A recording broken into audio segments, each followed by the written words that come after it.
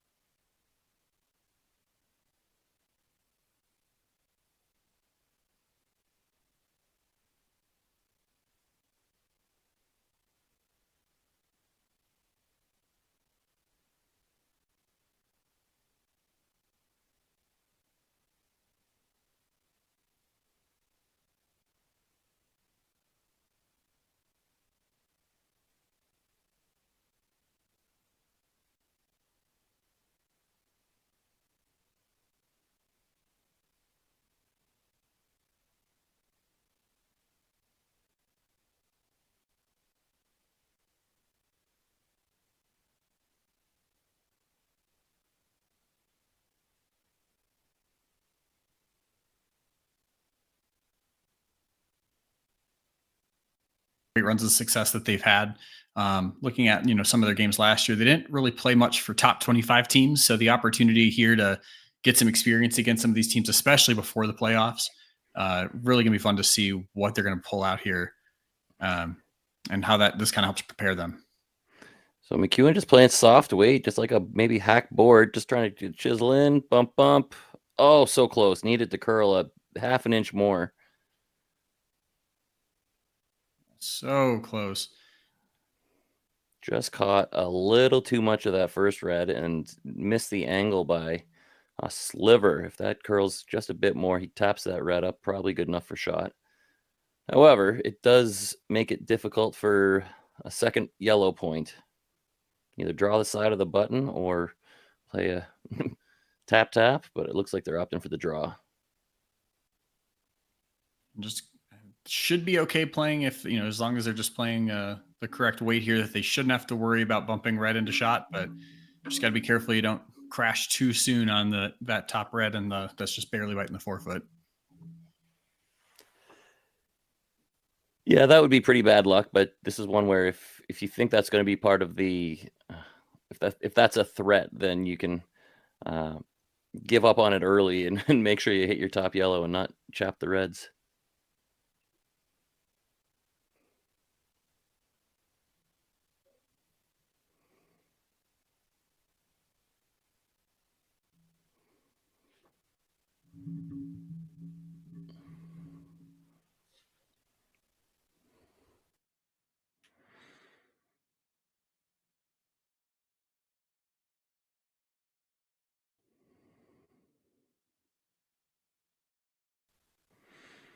Sweepers on this one real early. Yeah, this is one where you, like we said, it's curling already, so they're probably just going to give up on it and let it run into the pile before you give up a second point. But one on the board for Team McDonald.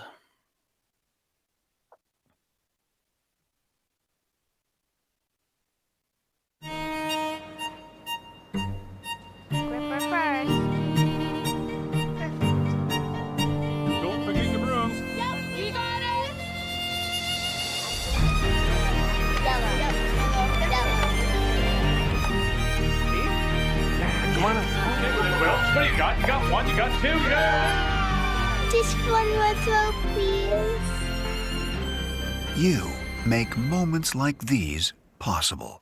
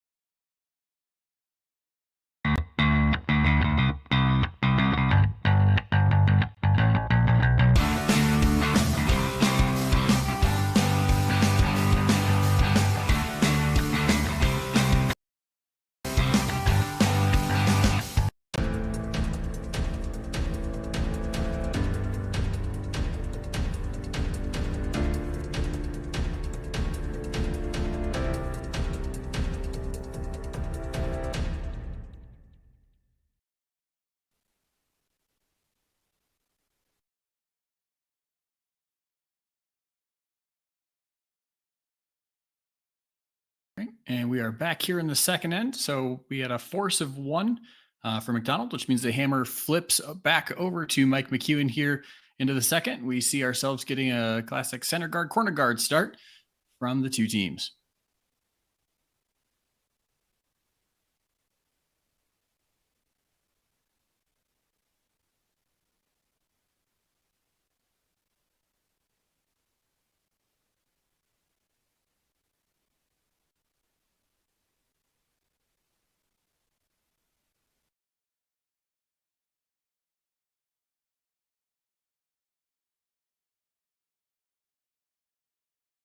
Second rock from Cameron Olafson. Looks like it's going to just a hair light crash here onto the center guard.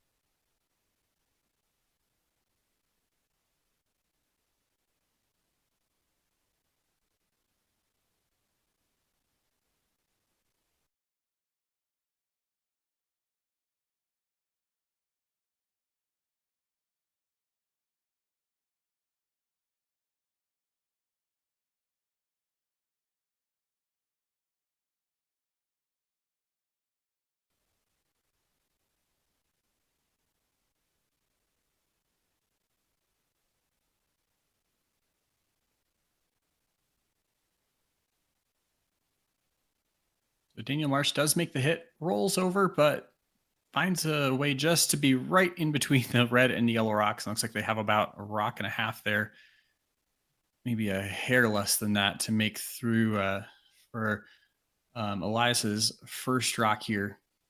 See if he can get this, make this hit, roll a little bit towards the center.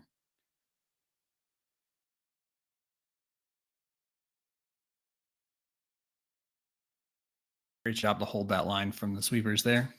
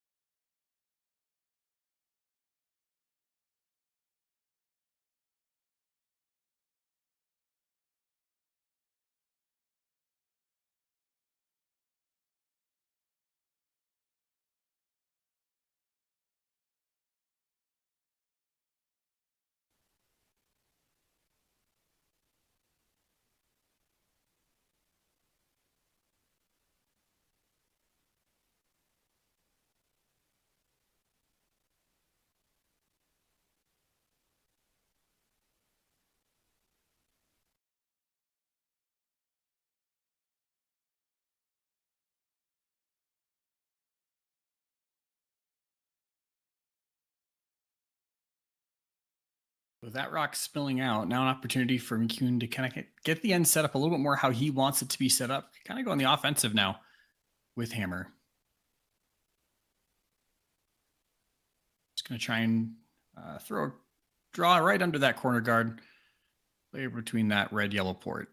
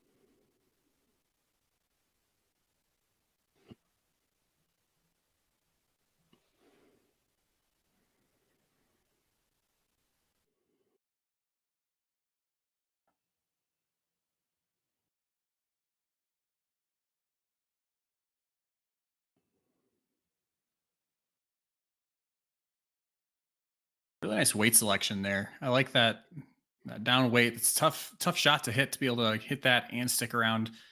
Kind of forces, but Mill not necessarily forces play, but at least brings one rock into play away from those guards a little bit. Yeah, especially when you're trying to navigate a hole like that. Playing the softer weight gives you a little bit more control with the brooms, and you can help it curl a little bit. You can fight the curl, but if you throw it too hard, basically where you let it go is where it's going to go. So playing the soft weight, that nice control, you are able to navigate the port, and you're not going to roll so far. Like you said, you get to stick around. McEwen, anyway, ignoring it, trying to use the corner again.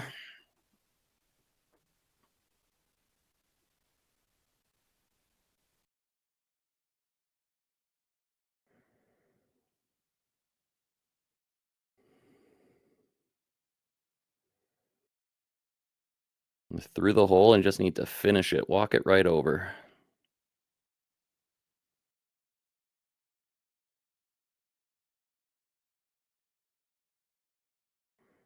And I would say that's pretty good. Really nicely buried. Just a hair behind the tee.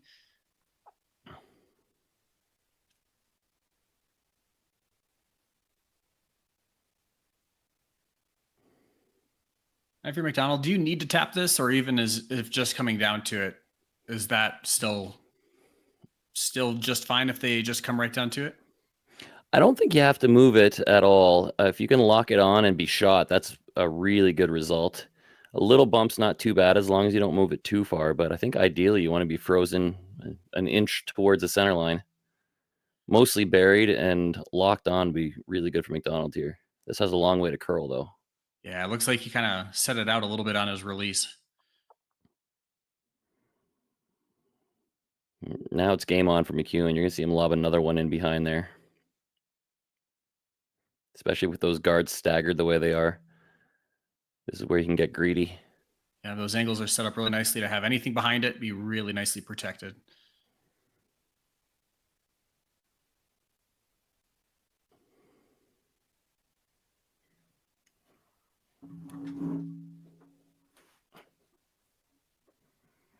So instead, electing to, looks like, draw to the open side on top of that other yellow. Yeah, I mean, your other option, if you can freeze on the open yellow, it's still going to be tough to remove, just not as tough. This is kind of like your guaranteed deuce. If you played the other one and suck one in behind, you could be looking at 3 or more. But this is a slightly more conservative play.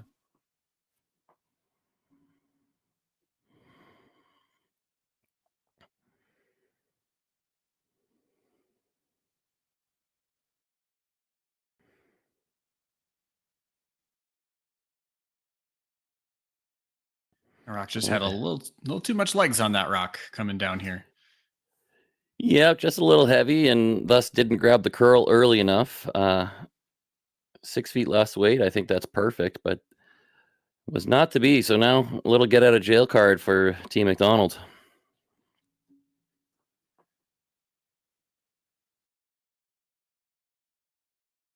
I think that was the first, how much did that look? I think that was the first draw that we've seen down that path. How much does that impact, kind of, is it a little bit more of a guess as to what weight to be playing into that shot there?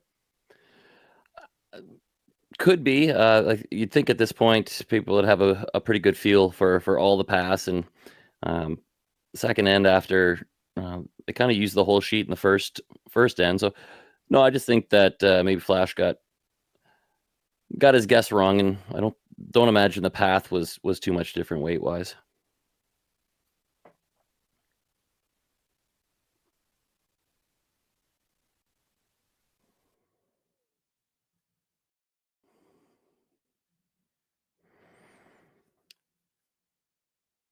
Really got to go to get this past those guards. We got it now. Goodbye. Looks pretty good. Now you just want to lock it on. No bounce. Yeah. A little too much bounce, and I actually made that red even more buried. But rolled open, which is really the unfortunate part for Team McDonald.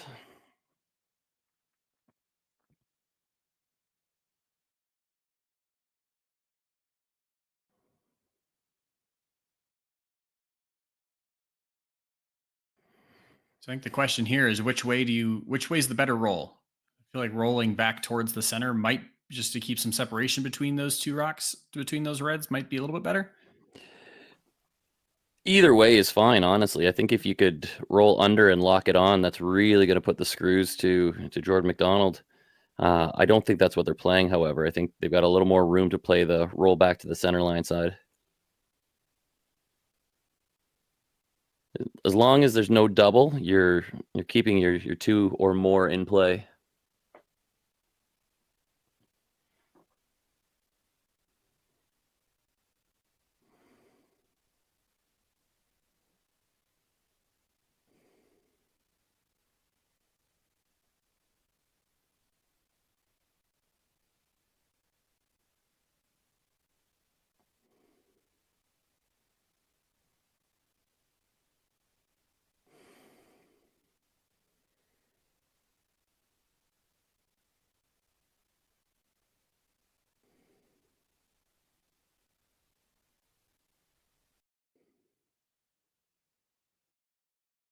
Flash really going hard for line here.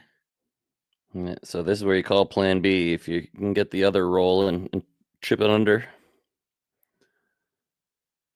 Don't know if that was the call or not, but it's a pretty good result.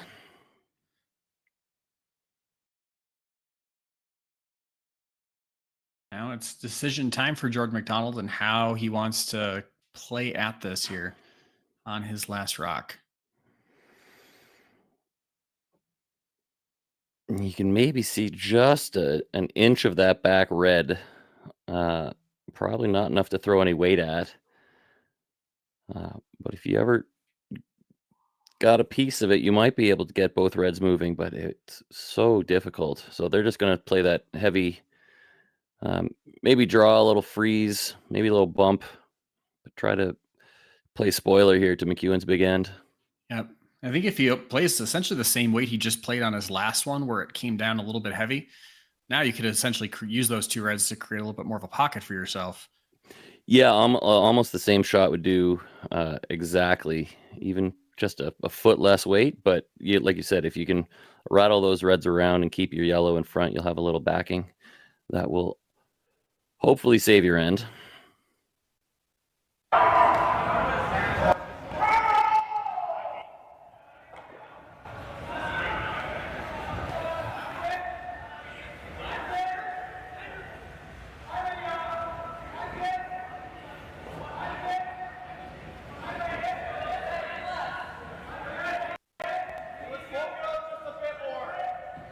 Nice rock from McEwen. Sweepers doing their best to get it there, to get him out of jail on his last rock. On it early. Line looks okay. They think they have to go for weight. And if the weight's there, the line looks really good.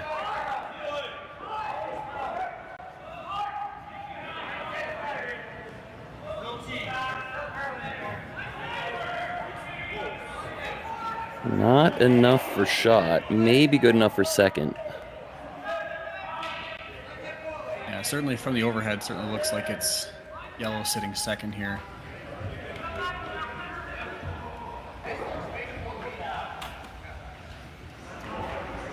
You see Mike indicate maybe a little tap, hit and roll on that with probably no more than like backline weight. But if you could just chip that yellow sideways and stick around, it's for three.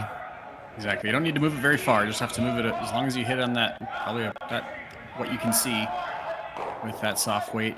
Your rock will roll right towards the button, and that yellow just needs to get half onto the 12-foot.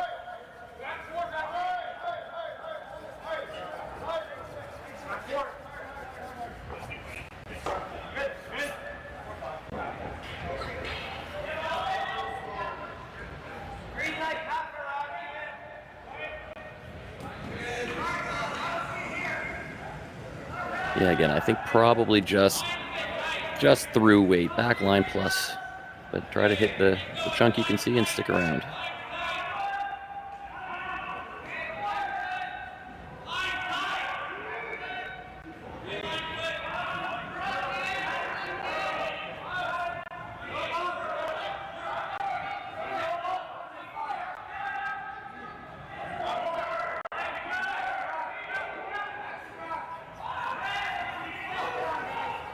That's pretty close.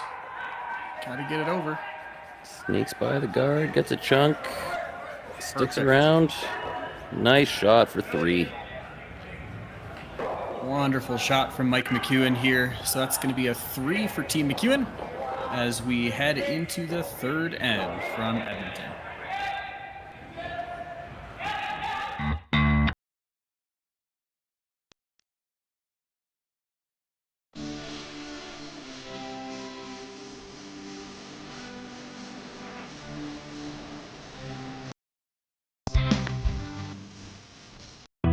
Stronger agronomics, better returns, greater peace of mind from pre-seed to post-harvest. You can count on the Victory Canola program to everything I've worked for, everything I've sacrificed has led to this. It's out of your hands now. All the gold medals in the world can't help you now. You could throw the perfect rock and still miss, but it just takes one. You leave it all out there on the ice, to leave behind a legacy. I don't remember a time when curling wasn't a part of my life. When I wasn't putting in the sweat and hard work to be the best that I can be. Clocking in the time, the effort to practice day in, day out. Curling is more than just a game. It's a family, a community. And when it's time to play, I know I'll be ready. Hardline, supporting hundreds of our next generation athletes.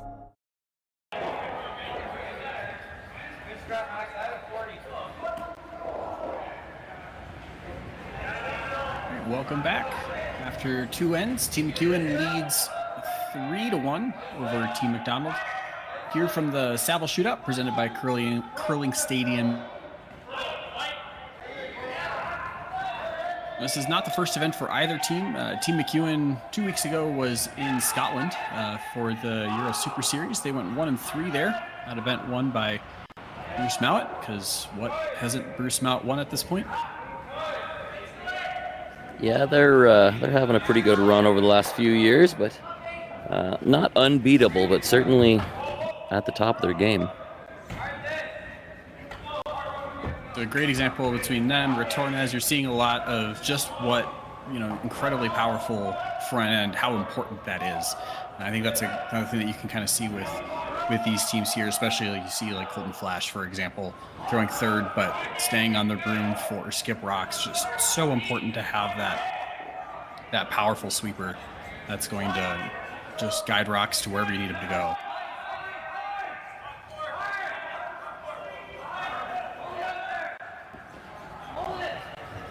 Both those teams you mentioned, you also see the commitment level that it takes to be a top-level player right now. It's almost a full-time job, and in their case, I think it is. I don't know that they're spending a lot of time in any office doing anything other than lifting weights and curling.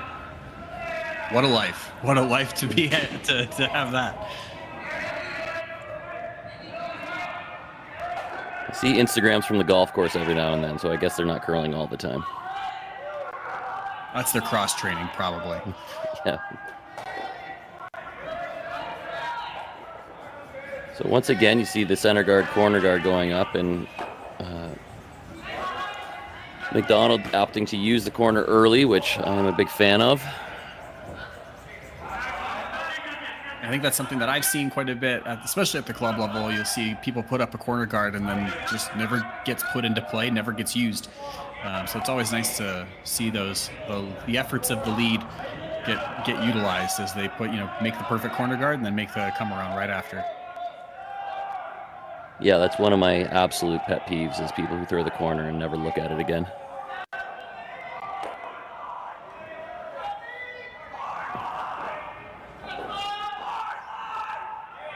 This is where Mike McEwen has to make a decision here, whether he wants to chase that one in the back of the rings or I'd be tempted to ignore it and try to do something with my my two reds up top. But it's all a matter of your risk tolerance and basically playing the scoreboard right now. Mike doesn't want to give up more than one, so he's going to play it a little bit more on the defensive side. Exactly. I'd be curious to see what the call would have been here if it was a 1-1 game, for example. If he would have tried to maybe be a little bit more aggressive and come around that center guard, force McDonald to have to chase a little bit.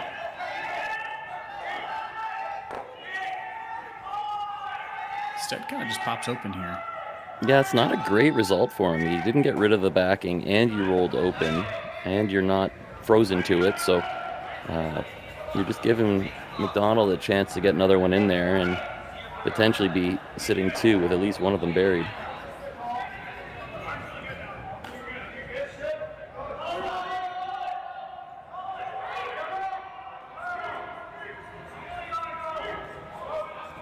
This has to curl a long way, and they got a little bit extra weight on it from the looks of it.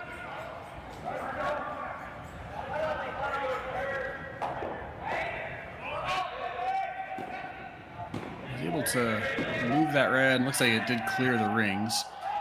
Unfortunately, under those center guards, though, behind the tees. So now you're kind of creating a catcher for yourself, for the other team to come down to it. Yeah, it was a little good news, bad news. The good news being you got rid of the red. The bad news is you lost your other yellow. And then kind of in medium news, you roll buried, but like you said, behind the tee line. So if Team McEwen here can lob a guard right to the top of the button, it's going to be tough to get out of there.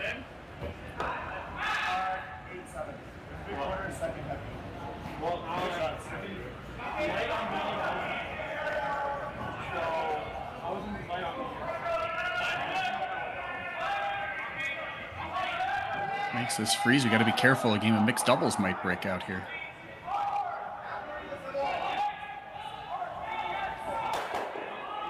Line looks okay. Should walk right over from the hog line in.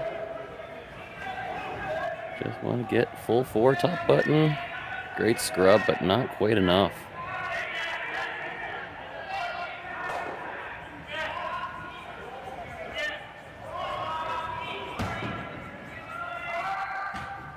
At some point, if you're McDonald, you start looking at, picking out some of those. Like, yeah, you try and run this back potentially. Maybe you can roll your shooter over the correct weight on it. Yeah, I think. I would be probably playing the run on the reds, trying to open it up. Even if you make this well, it's going to be tough to get more than 1 point out of it. And McEwen's still going to have his own rocks to be running in if he wants to. These guards are the center guard's always going to be your problem rock here if you're McDonald.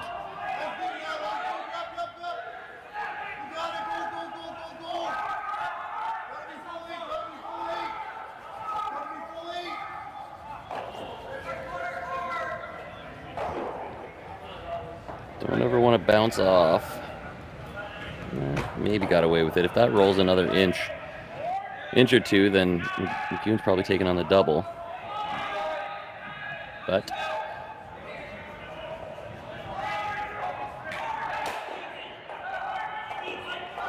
looks like he's talking about running this red straight back, clear that yellow out.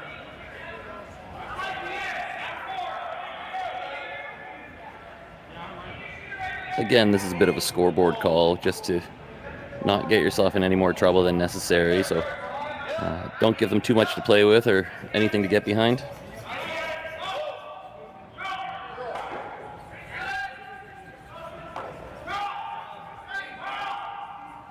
It's got to move. Got to move over.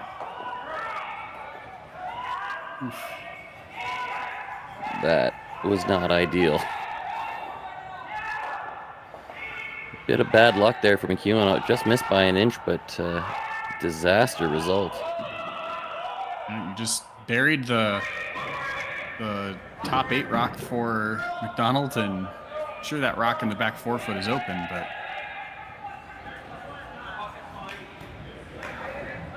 still have to navigate a port to get to it. Yeah, McEwen's always going to have 2 run backs, but now McDonald's just looking to spread everything out to make sure there's no easy doubles.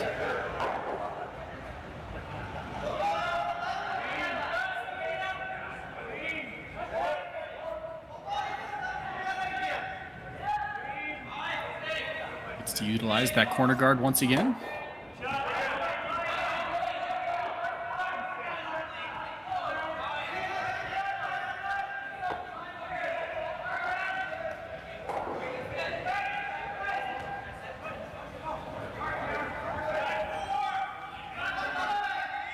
Sweepers really pounding this, making sure they get it there. Around the guard, have to be basically full 12. And I'd say that is a success, but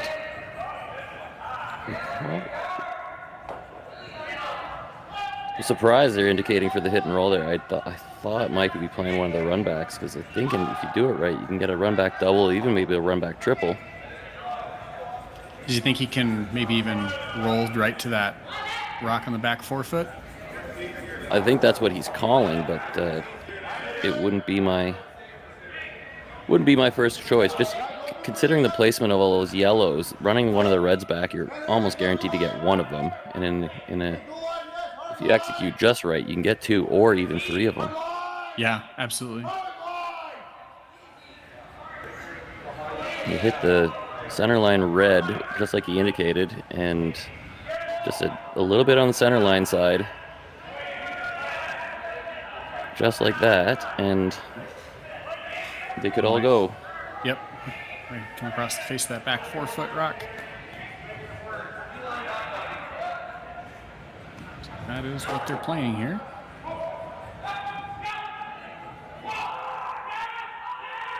It's close. Oh, that is really unlucky. Again, just a millimeter off and get nothing to show for it. Yeah, you hit that 1 degree either way, and you're going to hit one of those 2 yellows. There was such a low chance to actually run straight through that gap from that angle.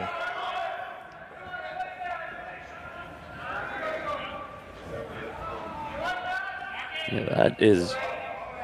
You just can't believe it when when you're the skip and it makes no sound as it passes through the hole.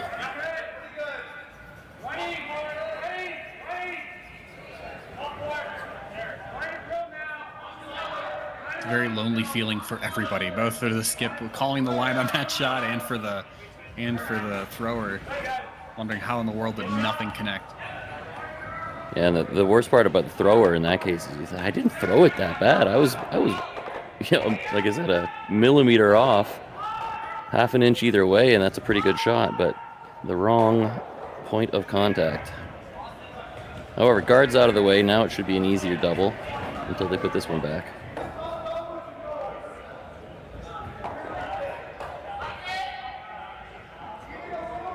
Just trying to create a little bit of a Christmas tree over there. Kind of have, but you can still take your choice of a double, maybe even a triple.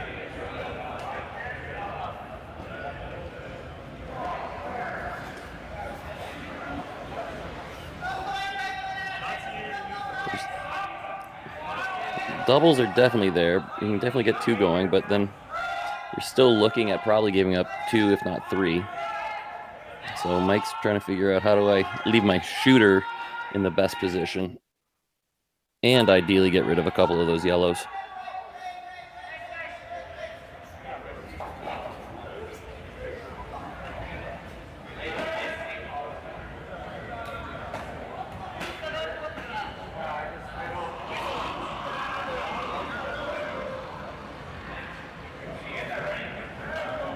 Looks like he's looking at the angles here on that most recent rock thrown.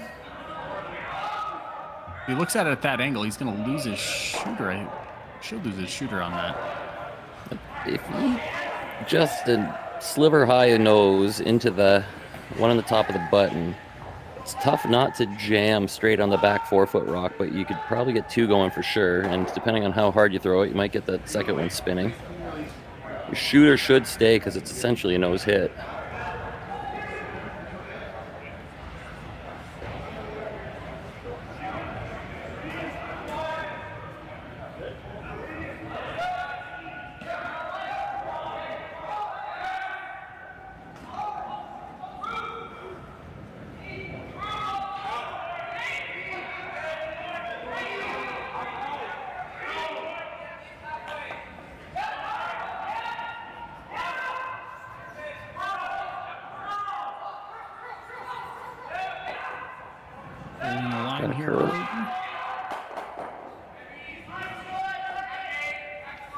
That needed to curl up a little bit more, and like I said, the dead jam on the back one was not what they were looking for.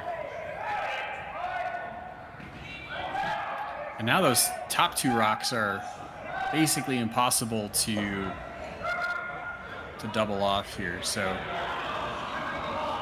actually split up pretty nicely. Yeah, Mike's gonna have to make a pretty good draw or freeze to bail his team out here. They haven't missed by much, but just kind of in the most unfortunate way.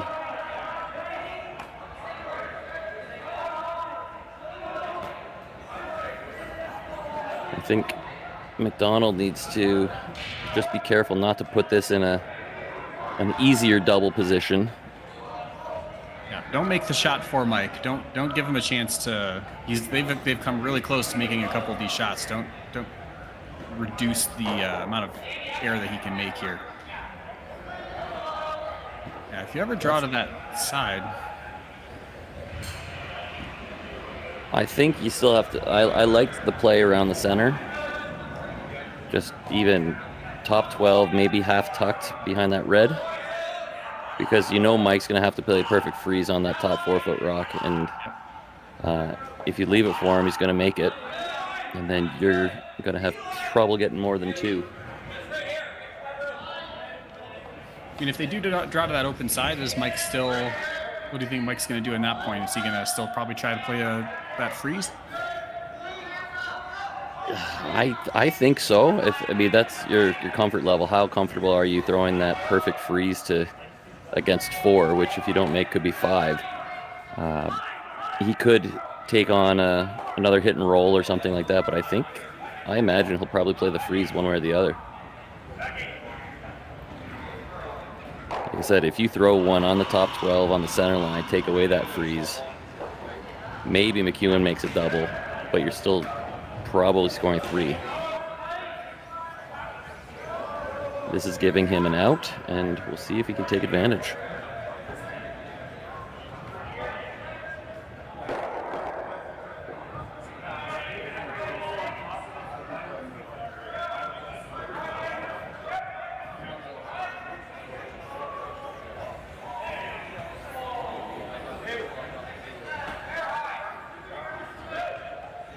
Jordon McDonald's first rock here in the third, trying to play to the open side here on the wing.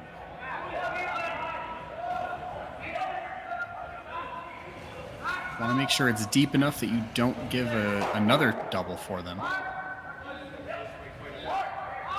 which it will be.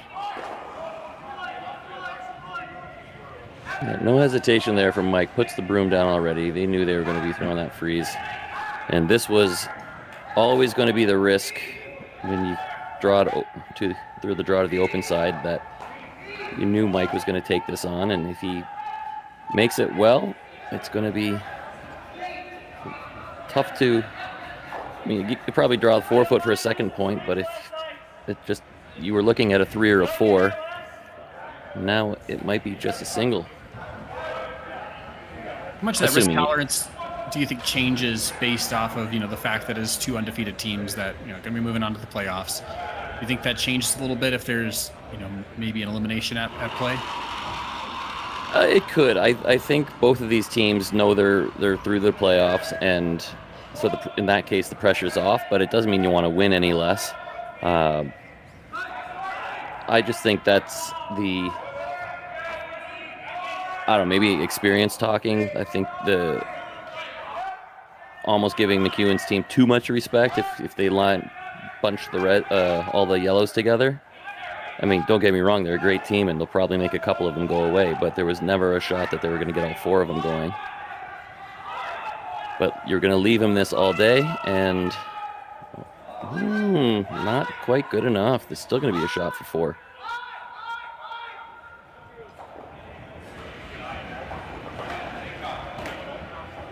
If that shot is a foot or 2 heavier, then it's a great result. But where it is pretty much useless, and you're going to see a draw to the 8-foot, and that'll be a handful for McDonald after giving up the 3. Strikes back with 3 or 4 of his own.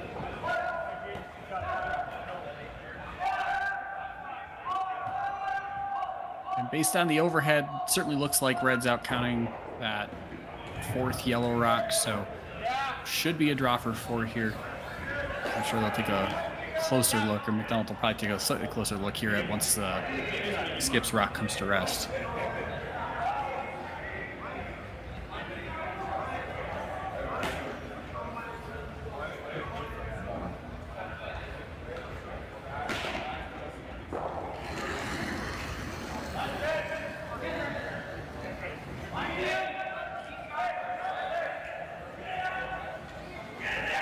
Anything better than half 8-foot, and that'll be a 4 on the board.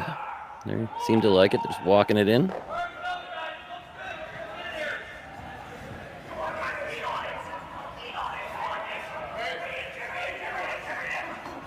Good shot. And that is going to be a handful for Team McDonald here in the third end. So lots of big numbers going up onto the scoreboard here for the first couple ends. And we're going to head into the fourth, where Team McEwen will take the hammer back from the Saville Shootout here in Edmonton. Handcrafted in Canada, Hardline's ice pad has revolutionized curling for over a decade. Engineered with top-tier precision and durability, it is backed by an unmatched 10-year warranty. Designed for curlers at all levels to sweep effortlessly with maximum efficiency, it is trusted by the world's best curlers, including Olympic and world champions. It is quite simply the best brew in the game. Hardline, join the revolution. Imagine being able to stream every curling game from every sheet from any event, be it your Wednesday league game, bonspiel, or corporate event. Curling Stadium offers an all-inclusive streaming solution featuring high-quality cameras, ease of use, great reliability, and minimal installation. Offering your sponsors customizable ad space on your streamed curling games and being able to sell video packages to your corporate events for increased revenue. With Curling Stadium, you can stream to any device, be it your mobile phone, tablet, or computer. Push the feed to your desired platform, be it Facebook, YouTube, or any other social media. Curling Stadium is simply the way forward. Where it's commonplace in other sports to televise every game, we want to do the same. Curling is a global sport, and it's time it gets the coverage it needs. Make your curling club the next Curling Stadium.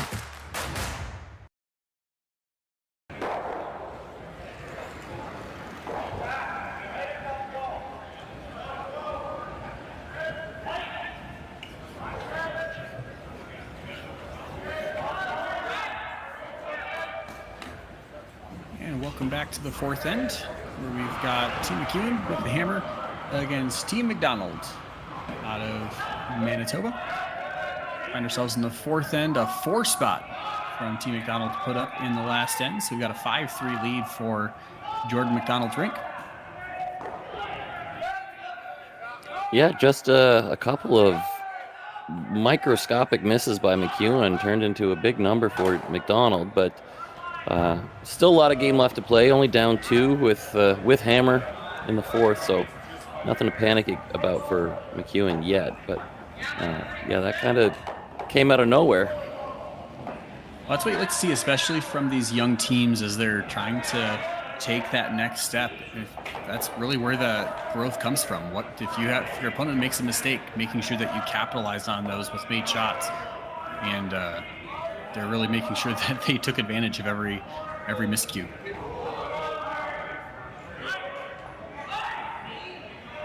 And McEwen almost bailed him out with the good freeze, but comes up just a bit short. And like I said, if that goes even 6 inches farther, it cuts him down to probably 2. But not to be.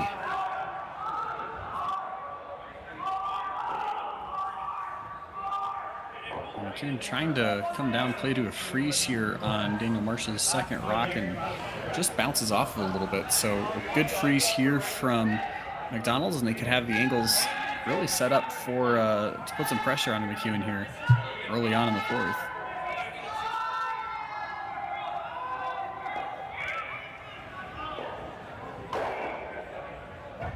This rock's got a long way to go to come back from. Calling the audible, trying to go around it.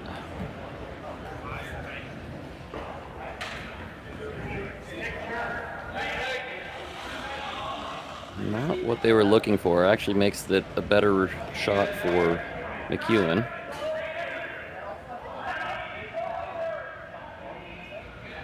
This is the first time so far from this event that McEwen has allowed more than a point in a game. So definitely has hands full here in the last event of group play. Yeah, just checking the stats here on Curling Zone. The hammer efficiency was 100%. That's a pretty good number. And force efficiency also 100%. Those are good numbers to have. Yeah, sorry, force efficiency was the one I was looking for. But yeah, they also You know you're having a good week when both those numbers are that high.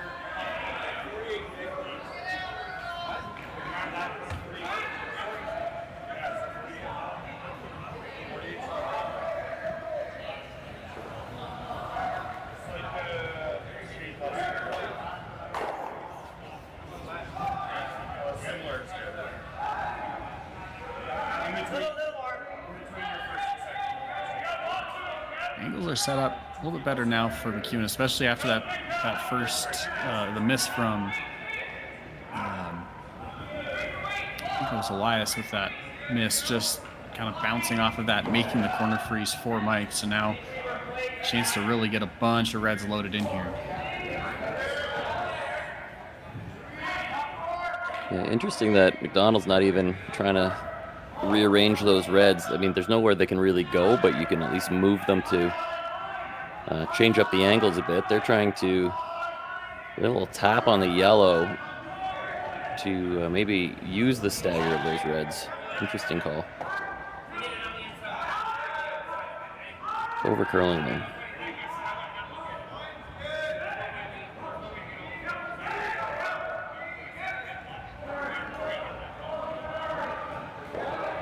Well, still shook up the angles a little bit, but like you said, interesting. It's kind of a funky setup where it's yellows on top of each other, reds on top of each other, and then that lone yellow on the side of the forefoot.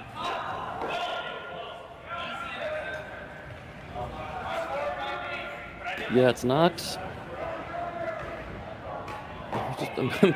Just doing the math here. I need my get out the angles, but I think the call here is probably try to nose the yellow as close as you can, get rid of one, and you're still going to sit 2, 3, 4 maybe.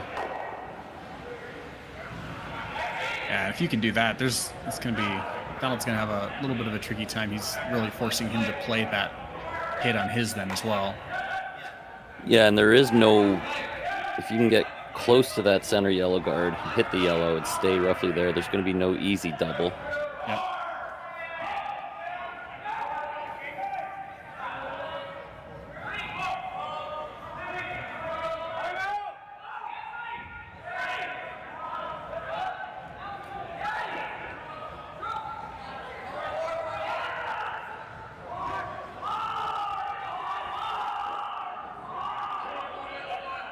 I would say that's pretty good, but we played it with a soft weight. I would have probably thrown a little bit more, but as it stands, that one in the back of the forefoot there is actually going to be a catcher for a lot of things. So building a little bit of a wall back there.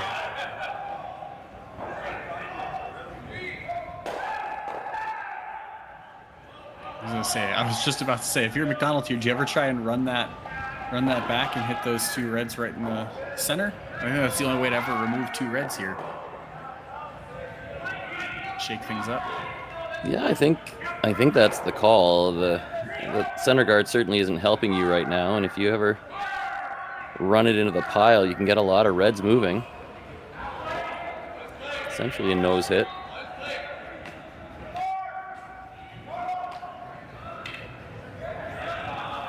Interesting, because both of those piles of both the red and the red yellow both angled straight towards that yellow in the back. So which of those rocks is going to get there first?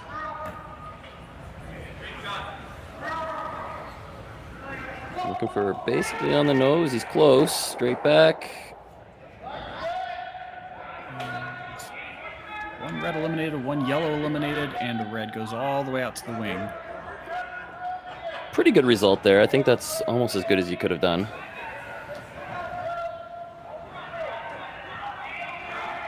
McEwen still sitting shot, buried with a bit of backing. So you see him try to put a little bit more pressure on right now, I think. Just run those 2 yellows. If he makes that, as long as you hit that, if you hit the double, your rock's going to stick around.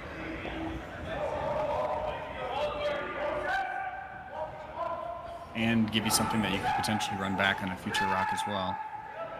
I think by throwing this double, he's maybe trying to bring that biter red into play.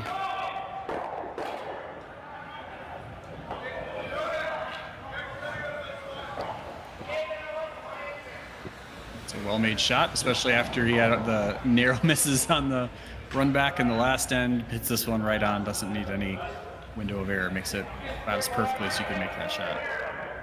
Yeah, it feels good to make one of those after you're so close on a couple others, and even though it was a pretty straightforward shot, it's nice to just execute it the way you know you can.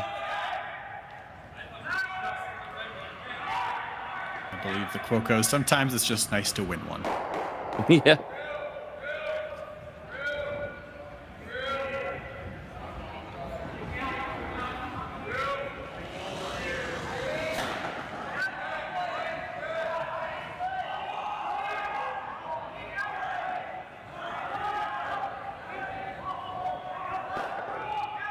McDonald just trying to bump this red back, roll under that yellow guard, try to keep that biter out of play as much as possible. That's a pretty nice shot to do so. Yeah, I'd say that's mission accomplished. Well done. Rolled under. Almost lines up the yellow-red to potentially set up a steal later, but Mike's going to have to get a second red in there pretty soon.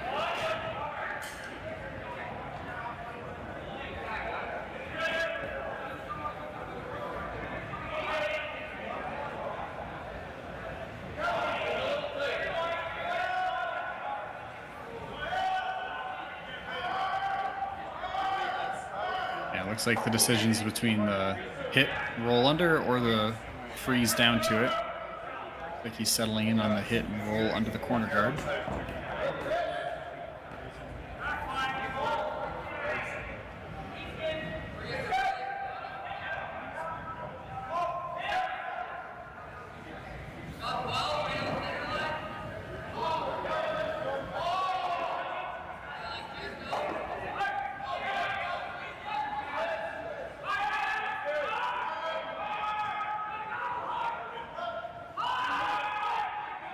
Looks like it's curling on him. I gotta hold it. Sneak it by.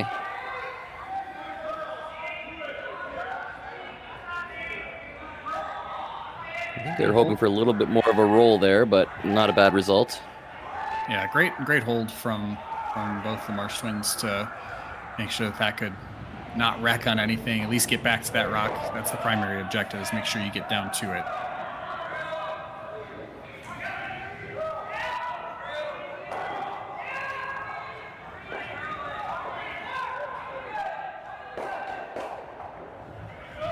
Do you think the draw, like a freeze right onto it, is there, or is that corner guard going to get in the way?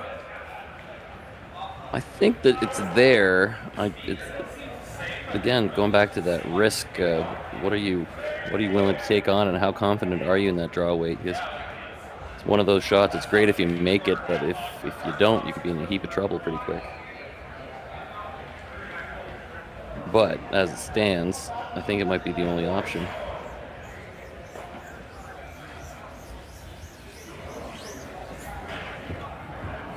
The other option would be running the yellow and trying to give McEwen less to hide behind. If you make the yellow really well, there is a slight chance of the double there, but it's a tough one to make. You got multiple angles you have to run back to hit that double. It's definitely makeable, but you're right. It's, again, pretty precise, but the risk with the yellow is if you're off by an inch, you can just run back, peel, leave your guard there. Both yellows go, and you really haven't improved your situation at all. So it looks like they're taking on the draw, trying to put one right on the side of the button. Take advantage of that backing.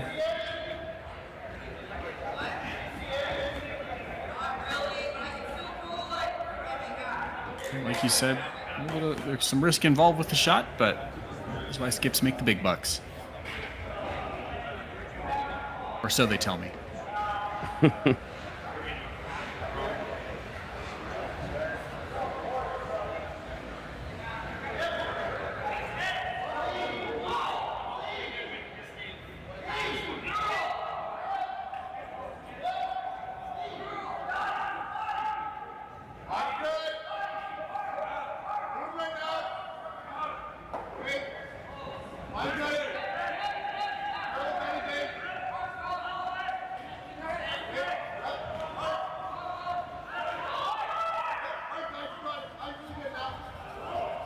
You seem to like the weight.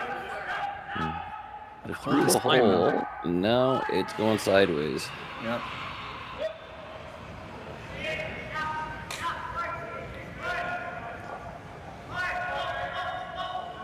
Not a bad result. Still, I think Mike can pick that out if he chooses to here, but you're just going to leave the same shot back. Yeah, you definitely have to move it.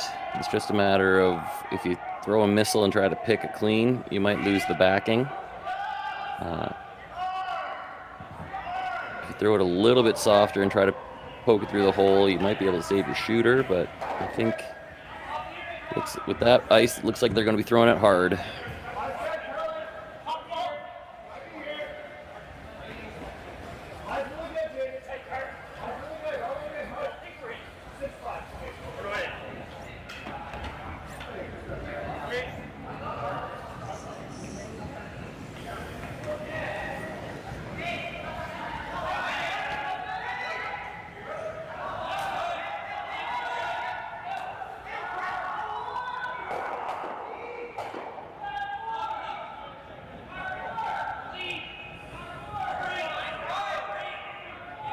McEwen's first rock here in the fourth, trying to pick this yellow out and sit 2.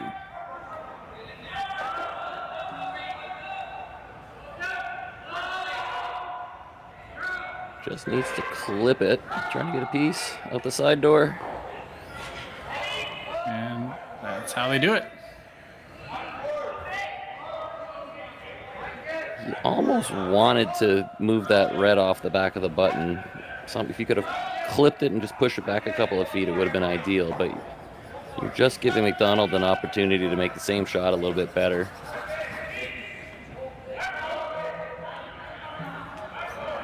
Yeah, anytime you can have someone throwing the same shot back to back, well, sometimes it's not always the best thing if you're having to throw the same shot back to back, and you might not have made it the first time. But in this case, you know the weight, you know the line, you know how to manage this rock a little bit better now, especially after seeing how much that crashed on the previous rock.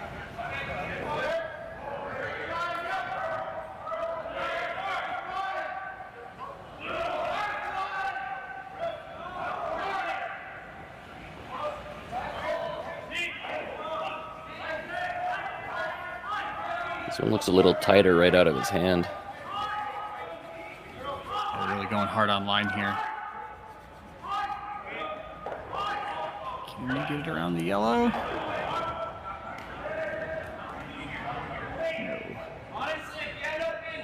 It goes a little light there. Yeah, I just don't think he was quite out to the broom, and maybe just didn't have a little that little poke on the release that would have given him a few more feet of slide.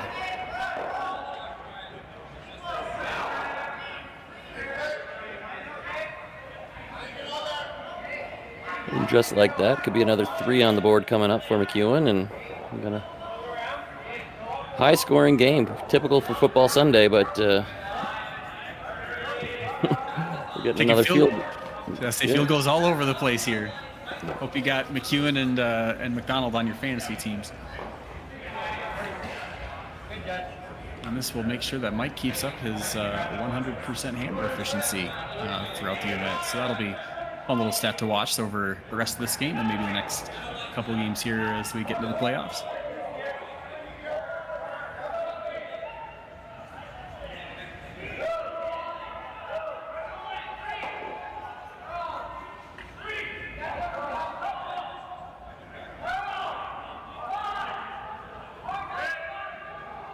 Last rock here in the fourth. Mike just needs to get full 8 foot, right of the 8 foot to score 3. Going hard. I think he's going to make it.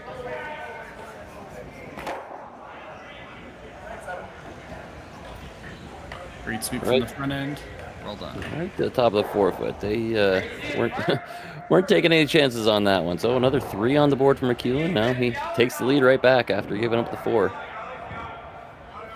Handcrafted in Canada, Hardlines Ice Pad has revolutionized curling for over a decade. Engineered with top-tier precision and durability, it is backed by an unmatched 10-year warranty. Designed for curlers at all levels to sweep effortlessly with maximum efficiency, it is trusted by the world's best curlers, including Olympic and world champions. It is quite simply the best broom in the game. Hardline. Join the revolution. This is it. It all comes down to this rock. The hours in the gym, the weeks away from my family. This is what I've been training for. And all those voices trying to tear me down, I'm here to silence them. We've given everything we have for a chance to get everything we want.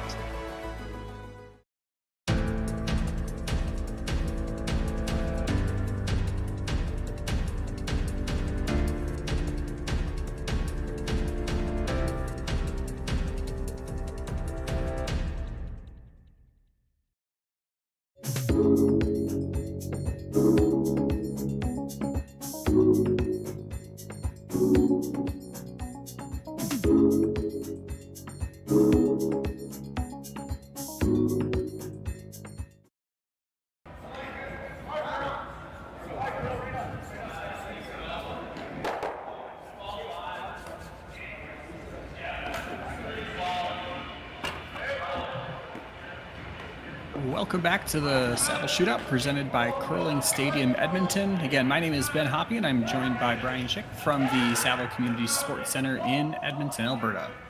We have back and forth haymakers being thrown here from team. So we've got a 6-5 lead for McEwen here in the fifth with hammer now for Jordon McDonald's rink. Yeah, we've seen lots of rocks in play, and it's just been a matter of lining up the angles, and as is typical, usually every end works out a little bit better for one team than the other just based on the placement of those first couple of rocks. And first it was McEwen, and then it was McDonald, and then it was McEwen again. So like I said, back and forth for sure. See if McDonald can respond with another counter punch of their own. And as we've seen so far in every end, we've got center guard followed by corner guard, assuming this gets over the hog line here. It's over, but it's not very useful way up there. The way this ice curls, you can certainly get around that, so it's going to be more of a nuisance than anything else. Think we ever see McDonald throw a second corner guard on their next rock here, potentially? I think you almost have to. If you're hoping to get anything set up, you need a better guard than that.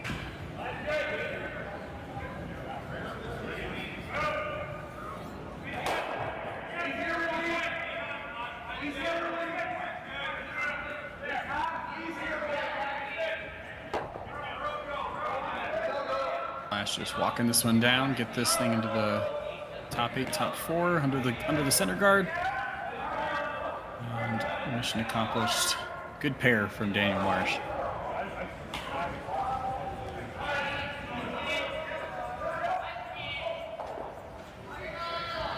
Yeah, and the thing with McDonald that you see a lot of club teams or less experienced teams will see that rock in the top of the forefoot and panic, thinking they have to deal with it right away. But the good teams will know that getting your end set up is going to be more important than dealing with that rock in the forefoot right away. You got 6 more shots after this where you can chase that forefoot rock, but it's not going to do any good if you don't have anything else to play with. Exactly, and a much better corner guard here from the McDonald rink, from Cameron Olofsson. So now they've got some things to hide behind here out on the wing. And as you said, trust especially at this level of play, trust your shooters. You can throw run backs, you can make things here. You don't have to panic. There's plenty of rocks to be thrown. And as we've seen, sometimes some of the rocks that can help you are not necessarily the ones thrown by your team. You can't bank on the other team missing, but the beautiful thing about this game is it doesn't take much. It's a game of millimeters to maybe have something work in your advantage. Yeah, we definitely saw that 2 ends ago. Just the millimeters, one way or the other, can make or break the the end, and so when you do get those breaks, you got to make them count.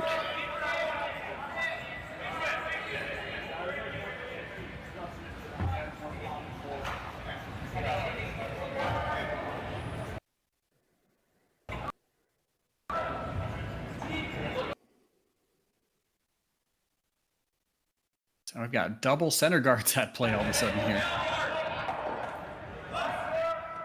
All kinds of guards out front.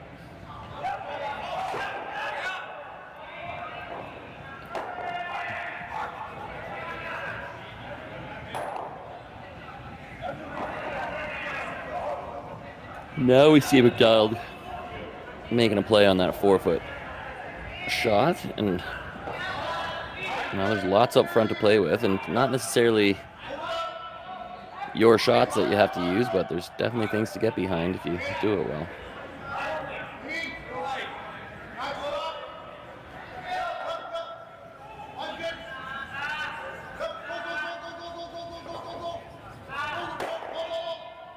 Well done to at least carve that rock over, chip it out so it's not sitting directly buried. Not quite what was called, but it's a good way to at least make something out of a throw. You can utilize that rock later. Yeah, they poked the red out, so you'll have a cleaner look at that, but unfortunately the shooter rolls wide open, and McEwen's going to deal with that.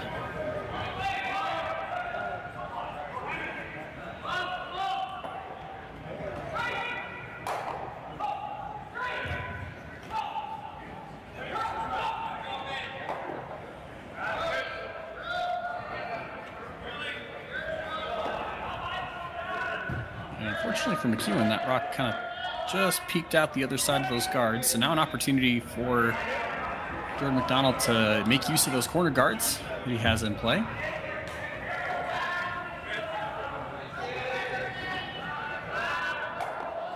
Yeah, it rolled open, but it's not the worst because of the Christmas tree stagger. And this one looks like it's gone already. Oh, man.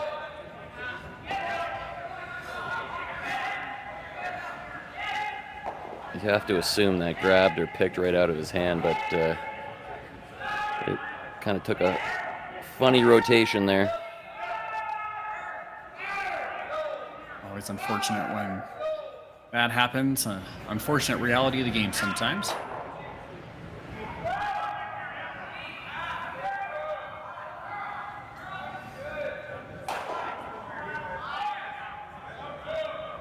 On the flip side, that result, I mean, it's not obviously not ideal to have that happen there, but at the very least, you chipped out one of the center guards, rolled it to another corner. So if you do ever get anything behind it, it's well protected.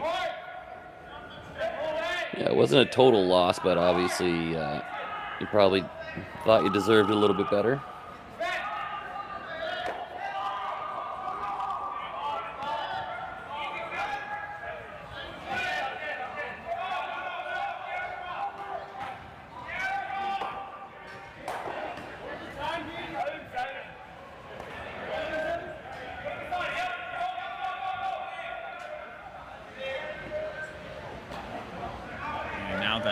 Christmas tree is fully buried under the stagger here, so. Yeah, I think McEwen would have liked to leave those two guards a little farther away from each other, but there was always going to be a double on them. He's got to be just a little careful here that he doesn't just hit this right on the nose, right? Otherwise, he's kind of just leaving a guard right there as well. Yeah, he's got... Might only be getting got them both, but like you said, it's too close to the nose and just stayed right there in the way.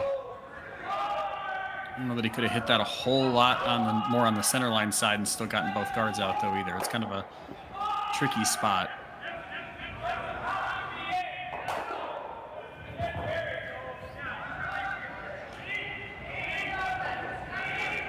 Now McEwen looking to twist the knife a little bit, throw another one in there, top 12, buried.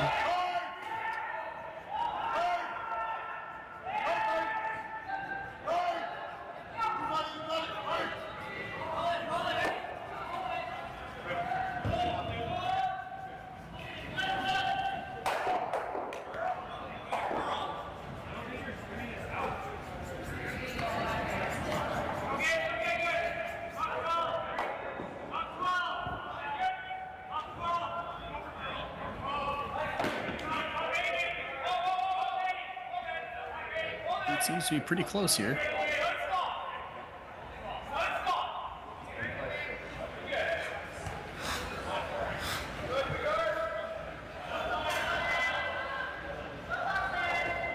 Maybe left it an inch short, but it doesn't really matter. It's more of a guard than a counter anyway.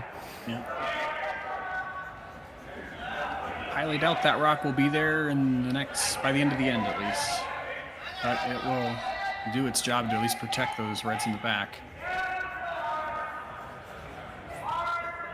Oh, run back attempt here.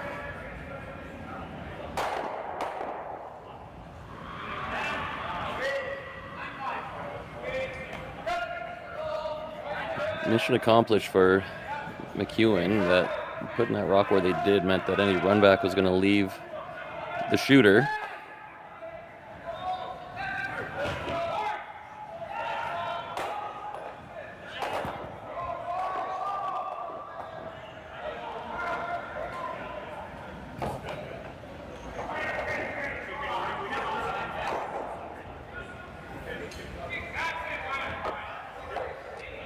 Don't think you really need to overthink this. You could put it right back where it was. It'd be a pretty good spot. Absolutely. Do you ever play the other side here, just to try and see if you can kind of maybe stash a corner of it under that yellow? I think that's what they're debating, is that if you could cover a little bit more of the Reds, that would be ideal. And obviously the easier way to do that is with the clockwise turn, but it's just harder to navigate considering where those high yellows are. Remember I said earlier that's going to be a nuisance later on. This is taking away that the easier path. So I think you'd love to be kind of just poking out from behind that center line yellow, but getting there is the hard part.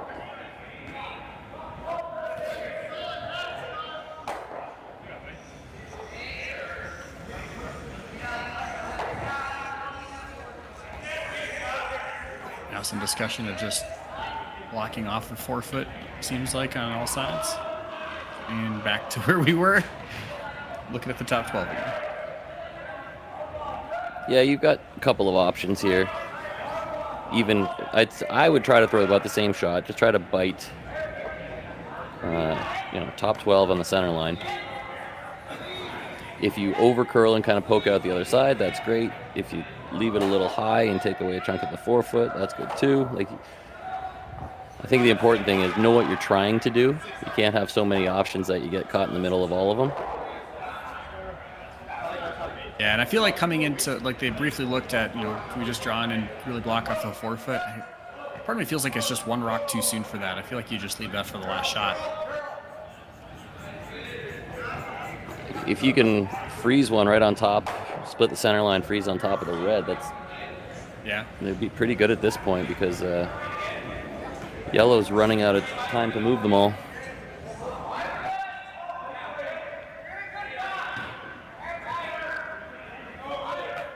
Well, either way, it is a tricky predicament here for Jordon McDonald, so he's going to have an adventure to navigate in his last two rocks. But first, we're going to see first of Mike's skipstones here.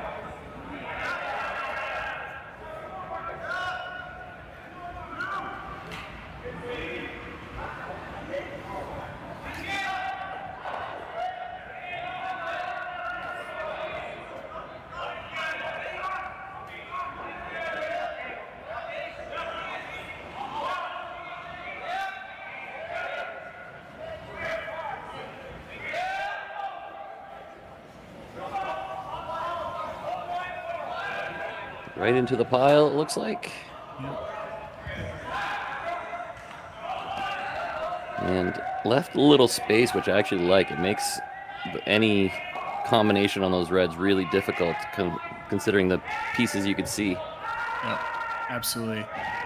Yeah, if a well-made run back here, I don't know that you ever get more than two. You can get all three rocks moving, but I don't think you're ever going to get all three out here with a well-made run. I think it's even tough to get two going. Your first and your second are almost always going to be jam jobs, and your last one will go, but it will be tough to get more than two, that's for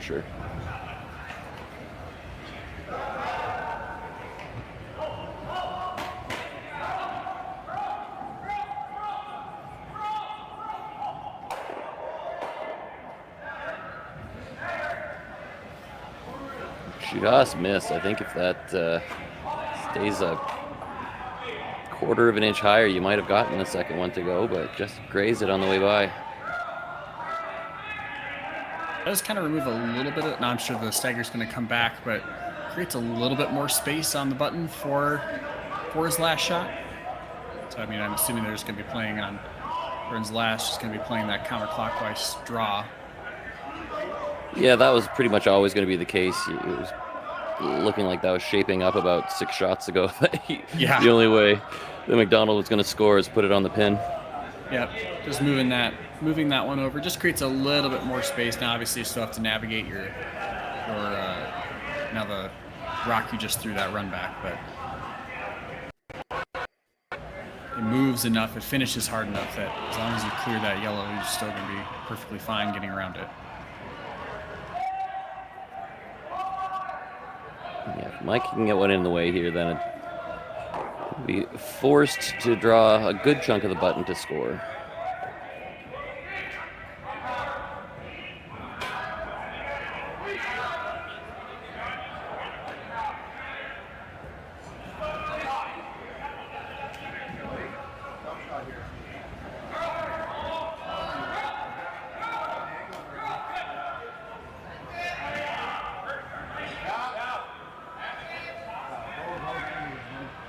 Say mission accomplished there, and here comes your draw to the pin. Just needed to make sure he blocked took any of those reds off. I guess the depth of it didn't really matter a whole lot, and took advantage of that. Really well made shot from McEwen.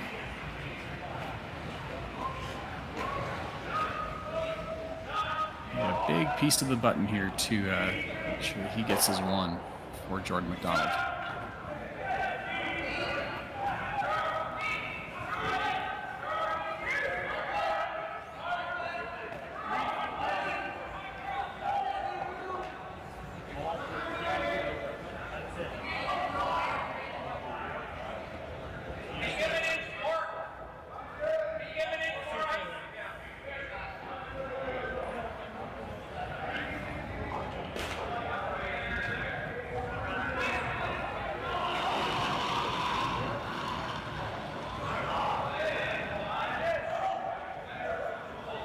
No sweepers on it early.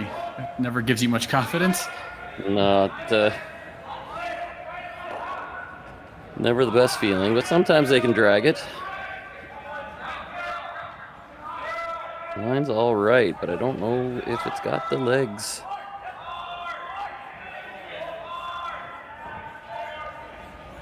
Not quite. So just about 1.5 feet short of where he needed it to be.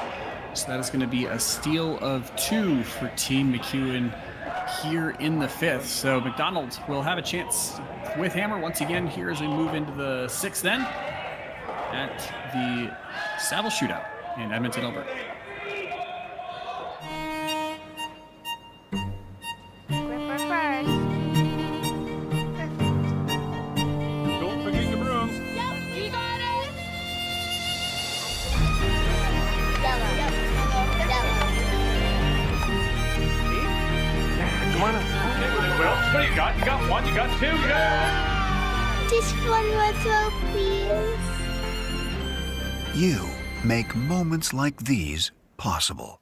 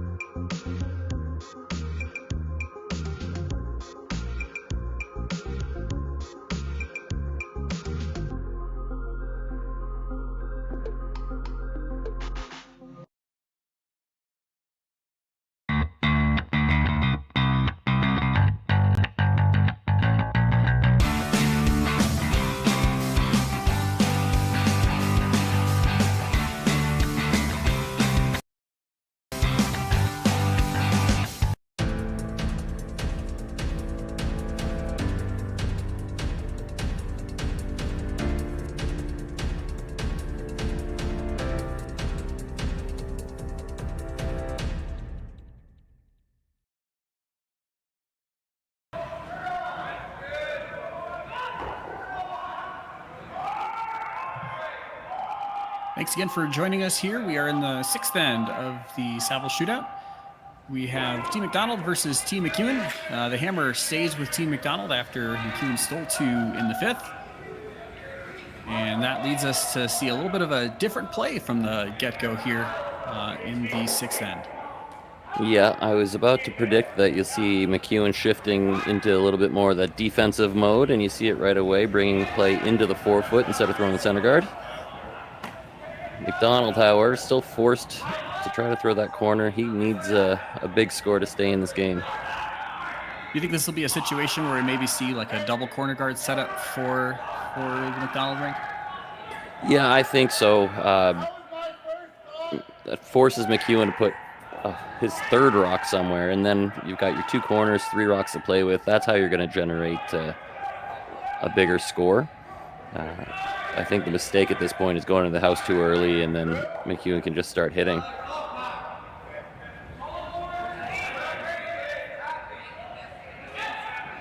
Yep, sure enough. So we've got start with an in-turn corner guard. Now we have the out-turn corner guard. And just a reminder for everyone, all sheets are being streamed through Curling Stadium, and all games are available to watch on the Curling Stadium Edmonton and Curling Zone YouTube channels. So after this game's done, find your favorite team's game on the Curling Zone YouTube channel. Just check out the playlist and search for their team name. It's always great to have this much curling available to watch, especially early on in the season. People are just starting to get the bug back. It's always fun to have so many games to be able to choose from. Yep, no shortage of play. All of the U25 was streamed last week too, so there was loads of curling on, and from here on out, basically every weekend until Christmas, you'll find something to watch. I believe the last draw of the women's group play, I believe, is still to go yet tonight, and then I think we have playoffs all day tomorrow for the shootout.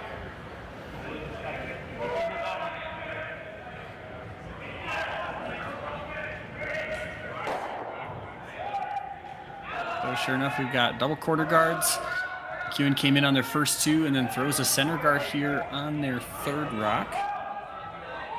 Yeah, and that's the rock that McEwen never knows, like, and not just Mike, but it's so frustrating because you want to do anything but throw a guard there. And because if you're trying to play defense, you want to keep things clean. What you do with that 3rd rock when you're trying to play defense is always a bit of a challenge, and so now it's good for McDonald when you got the other team throwing guards that they don't want. It's the beauty of the 5 rock rule. It takes a lot for a team to get out of it, especially down 3 in the 6th. There's still plenty of time left.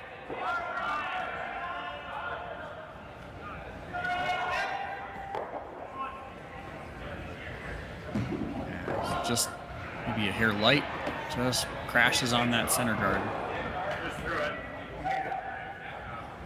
Not a bad result, though. Now you've got double corners on both sides, and you might be able to do something with that, but I think Mike's going to go ripping.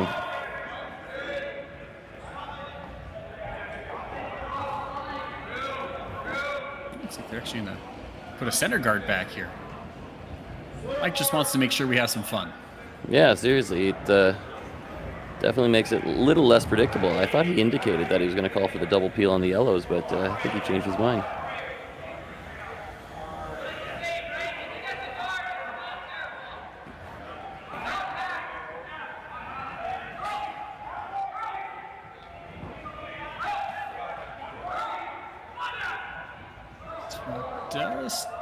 Does get over. It just gets over enough. Nothing to play through here, so now it's run back time.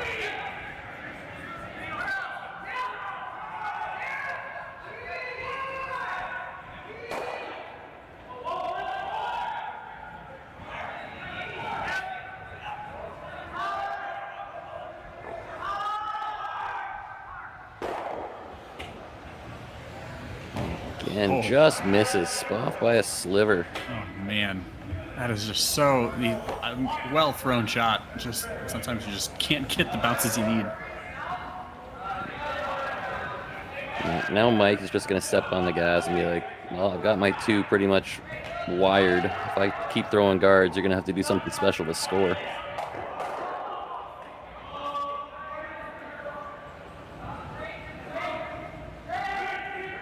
Yeah, it's interesting to see how quickly you get that flip from the guards helping the team with hammer to suddenly the guards are really starting to hurt the team with hammer.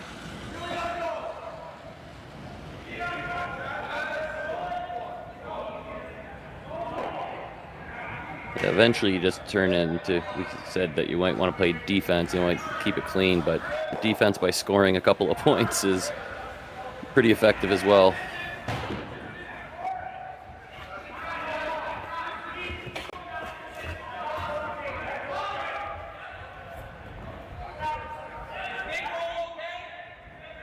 Good defense is definitely one that can score some points. It's true on the football field. It's true on the ice as well.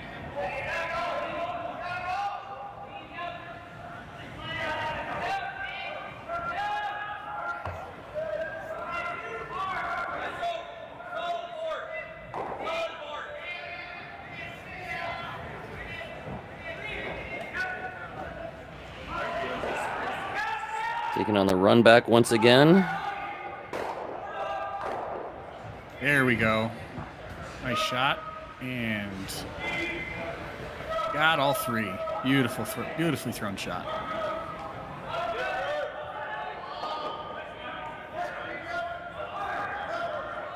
Great execution on that one. And now he's still got a lot of guards to play with, but McEwen not in any trouble yet, so he's going to try to be first one in there.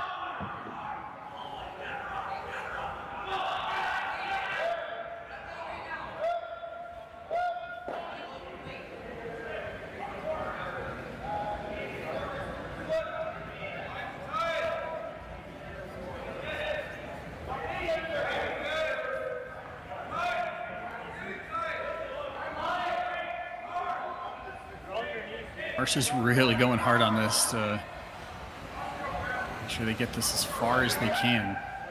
The line's really nice. They just have to finish it now. Get the distance. Looks pretty good. There you go. See a run here. Nope, just going to come down to it. Wasn't sure if they maybe just try and see if they could run their own straight back, but I think I'd be tempted to play the run back. If you don't make it, at least you're going to open it up. And he just threw it. No chance for him to throw the same shot. Will probably a little less weight, but so I'm just going to try and probably sit on the corners. I just feel like it's a little late to be trying to play the angle game. Yeah, I mean, where that red stopped, I think the line to the button is almost choked off already, so you're almost forced to freeze tap on that red. You can't get past it.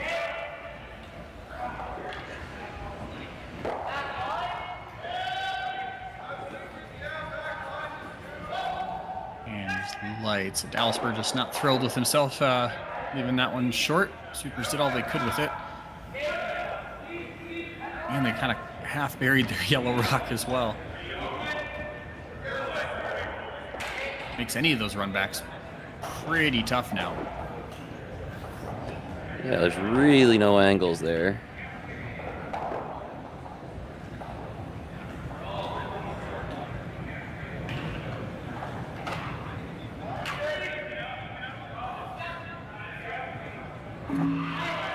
I know we talked about it at the beginning, but it does bear repeating. This is a young team that's had a lot of success over the past year and a half.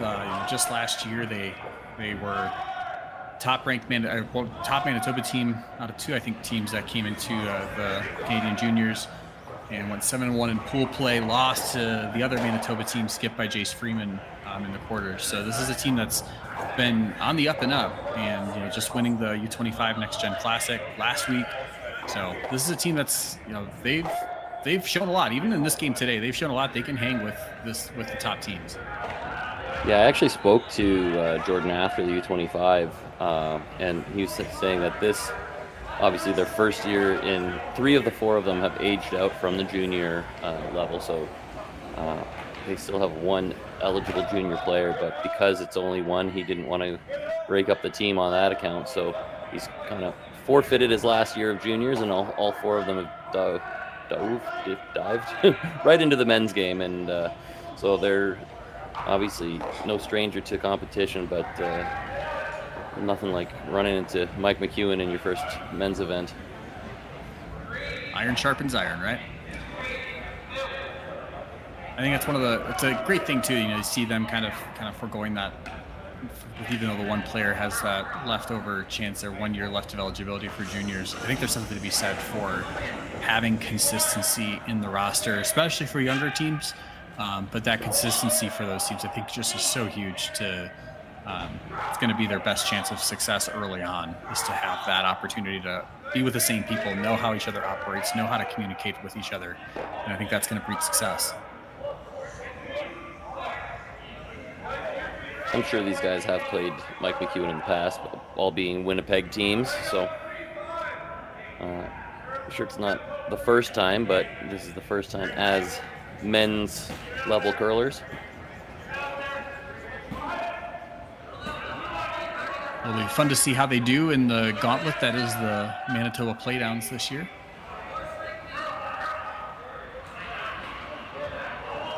Look at this one warp right in. Great shot from Mike McEwen.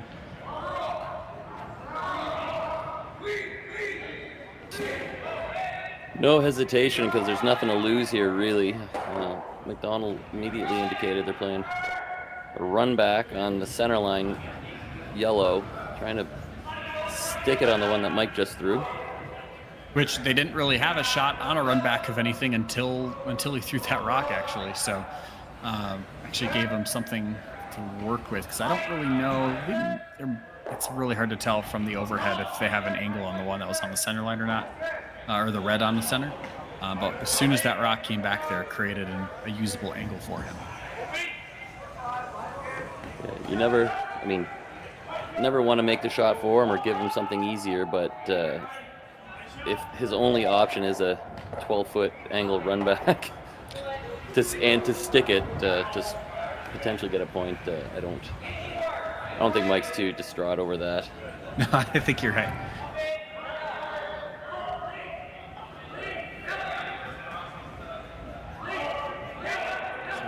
Keep this out there. I was going to say he was over curling, but he's pretty close. That's right on. Great shot. Wow. Very nicely done, and he played it with the softer weight too, just to make sure that they had a little control with the brooms. And great shot. Fantastic weight control there. Yeah, absolutely. That was make sure everything sticks around, rolls just a hair inside.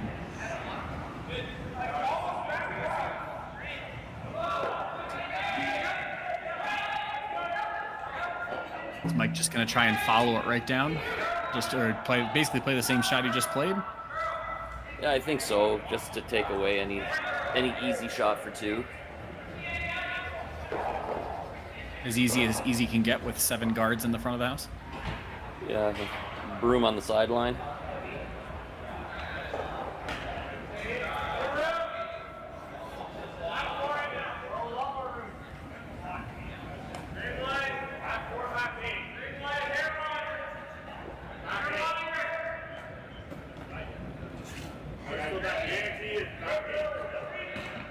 Not sure what happened there. Might have been a pick, or gave up on it pretty quick.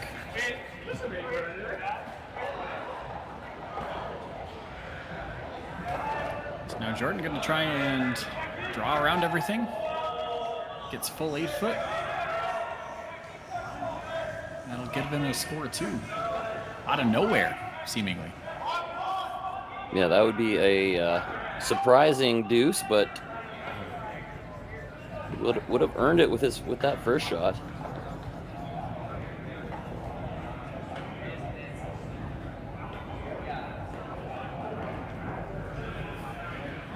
I think on that last rock, Colton might have.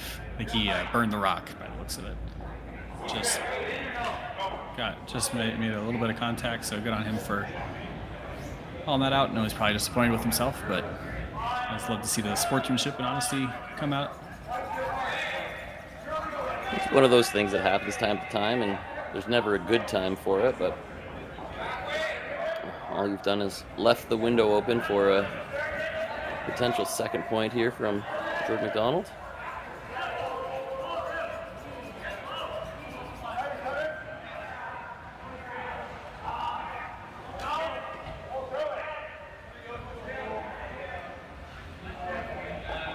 Full 8 here. It looks like he's got it. Great shot. So a wonderful job getting a 2 after having a lot of rocks under guard. So a 2 from Jordon McDonald. And we will go on to the 7th end with Mike McEwen up 1 with hammer.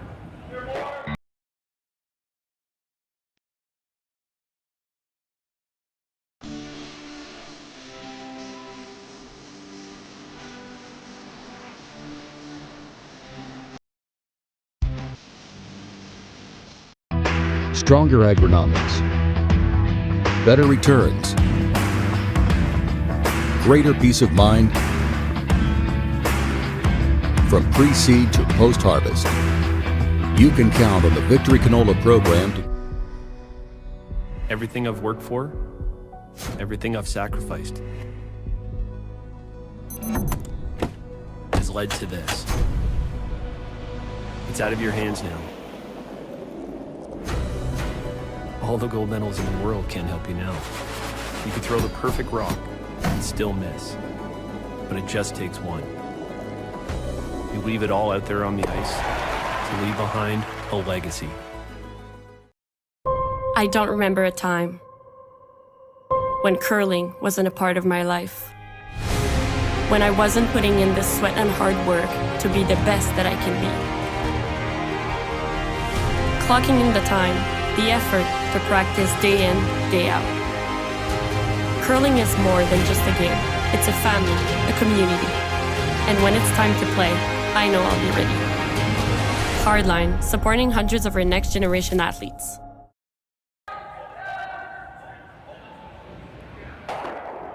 Welcome back, and thanks for joining us here for the Saville Shootout. Welcome to those of you who are joining us. I think quite a few people jumped over from the Kevin Cooey game, so hello to those of you who have joined us. We've got Battle of the Unbeatens here as 4-0 Team McEwen taking on 4-0 Team McDonald. We've had just haymakers thrown back and forth. No shortage of scoring, which I'm all for, as we go in here to the 7th end, Team McEwen having hammer. Yeah, that last end, it looked like McEwen was about ready to put the finishing blow on, and great shot from Jordon McDonald sets up the skipper's deuce and keeps his team alive. So, like you said, back and forth battle here, but lots of rocks in play and some brilliant shot making, keeping us entertained.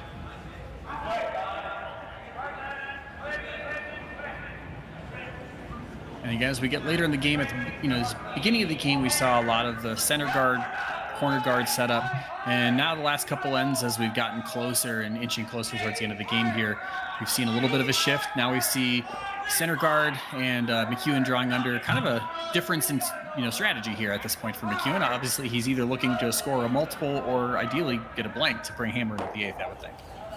Yeah, he's playing this a little bit more conservatively by throwing that first one in the house instead of the corner. Potentially giving himself the option to bail out a little bit sooner and maintain that blank opportunity. Like you said, holding on to the hammer into the 8th with a 1-point lead would be ideal for him.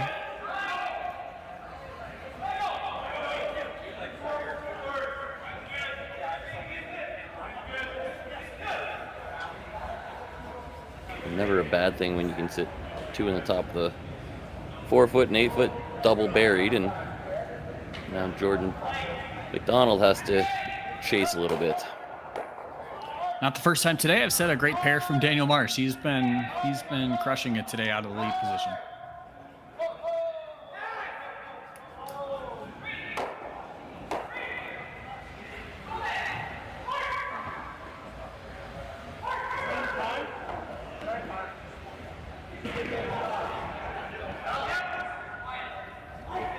So now, if you're Team McDonald here, Brian, what do you see them trying to do here? Because obviously they're trying to get a force, or a steal, but I think probably a force so they can get hammer back in the 8th. What can you do, from their part to try and ensure that you can get a force without giving up a bundle? Yeah, that's the $1 million question. The more aggressive you get, obviously, the more easily it can backfire on you in a big way. So, obviously, you want the rocks in play, and it's all about positioning. Like we keep saying, those angles have to be set up to your benefit, not the other team. And a little miscue there from Elias Humnicki. Chiseled the center guard, and now it'll probably be difficult to even maintain the force. McEwen already looking like he's set up to put a multiple on the board.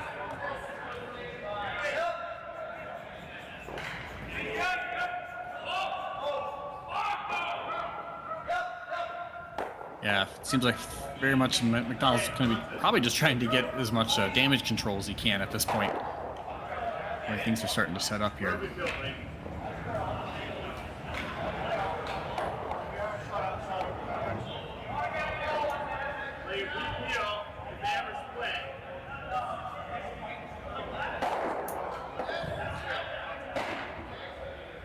So looks like he's going to go into the house, try to rattle those around, and like I said, try to get those angles set up so the yellows are tougher to remove.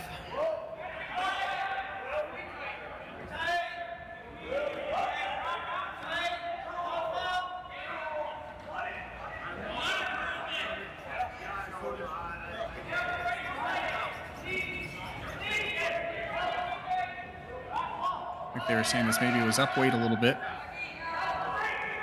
Carve this over, hold the line. Lots of back and forth here for the front end.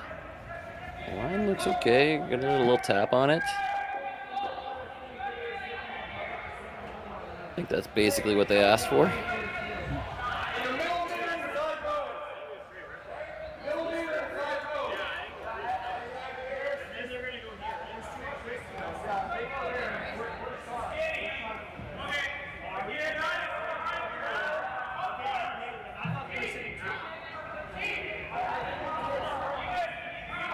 And try and play the double by the looks of it, so we can get both those yellows out. Yeah, the other option would be he's considering peeling the guard too. When in doubt, peel the guard. Yeah, Mike does not want this any more complicated than it needs to be, so getting rid of that guard and open things up makes it a lot simpler for everybody.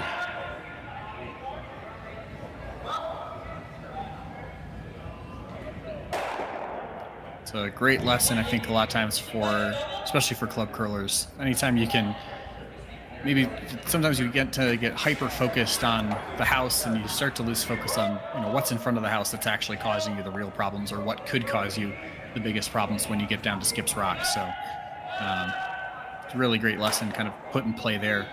Just I'm not sure what to do. There's a guard out front and you're not going to hurt yourself, especially with Hamburg here getting rid of that. Yeah, and sometimes, I think you said it earlier, sometimes you just have to look around and say, what rock is causing me trouble over here? And very frequently it's one sitting on the center line, but sometimes that's in the house and sometimes it's 10 feet out front.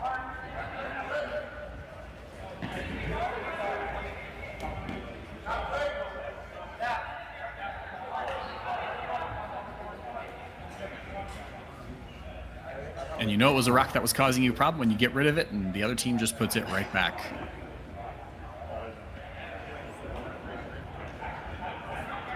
At some point, McDonald will have to make a move on that, on the two reds in the 4-foot, but for now they're content to waste a couple of McEwen stones by just replacing that center guard.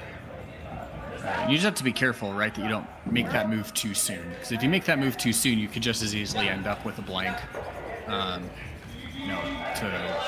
really kind of take yourself away from that. So you have to, timing is everything.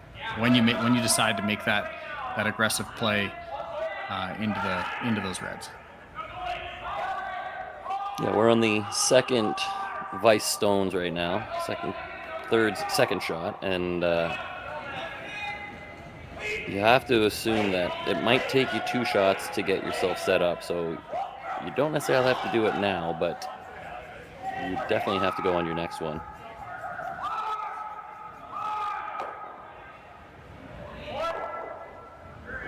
I was just going to ask what kind of weight you would recommend throwing here if you want to, yeah, exactly. What kind of weight you wanted to bring at this? Looks like they're going, that little hip tap is usually about a bumper board weight. So not a ton, just to want to kind of rattle those reds around, keep your yellows in play. Might not even remove the reds.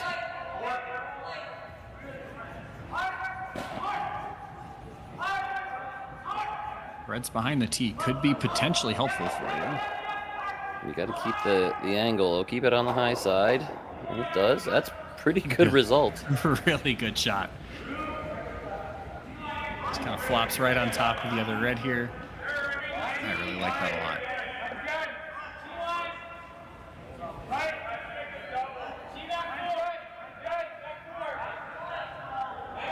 Now this is a question of, did they do it too soon? Because if you had maybe thrown the guard, they peel the guard, and you do that on your next shot, Mike doesn't have quite as much time to recover. Exactly, especially when you're really just trying to see if you can get him to force, because this is your force setup right here. But starts blowing this up, that force setup might go away.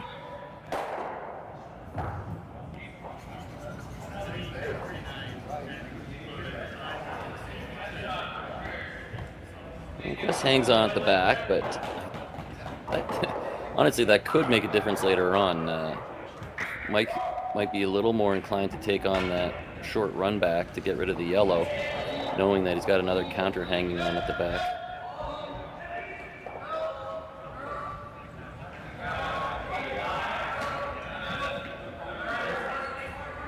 Looking at maybe trying to see if he can use that stagger as a little bit of a guard, possibly. Yeah, it certainly is curling enough where you could lob a draw in there and try to hang it off the back of the button. You get mostly buried, I think, or a good half anyway.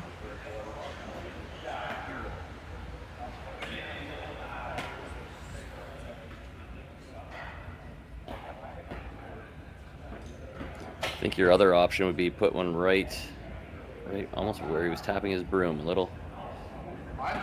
an inch tucked behind that top red on the, just by maybe biting the 8-foot. Take away the run back, take away any chance to get at that angle.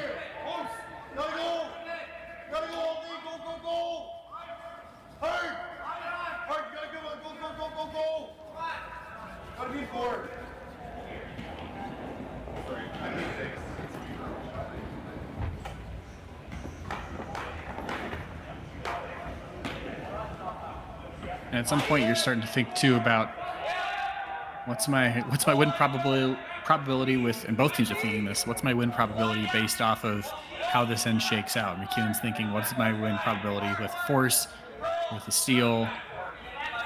Obviously, things are different if Mike's scoring multiple here. But at some point, you start to think through a little bit of what are the numbers looking at in this situation.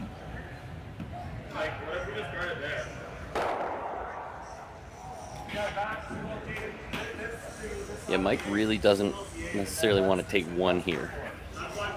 You might rather give up the one and hold on to the hammer.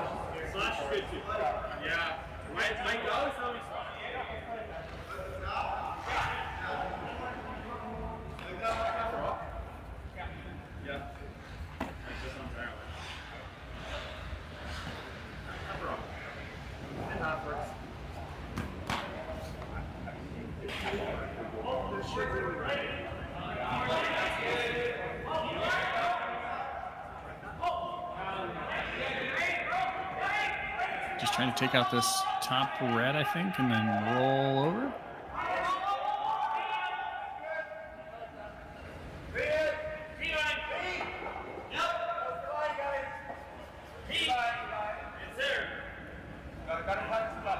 Now comes that battle of who's gonna what outcome are we searching for here? The blank is basically out of play. How aggressive does Mike want to be? Potentially bringing that red at the, that biter potentially comes into play if he ever plays a hit on this one. It's kind of this cat and mouse game a little bit. Yeah, this is one where I'd be tempted to hit the one in the forefoot, lose the red backing, and maybe try to roll towards the other yellow. Maybe, I mean, perfect world, you can get in behind it, but that yellow rock, we keep saying, what's the problem rock? It's that yellow one that's frozen to the red. So I'd be dealing with that one first, and then you might have an easy shot for 2 later on. But I guess this is Mike putting the pressure back on McDonald, saying, okay, well, what are you going to do?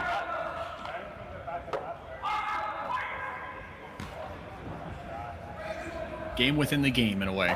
You're trying to figure out what shot do I want them to play, what shot do I want to play. Just trying to play both of those scenarios.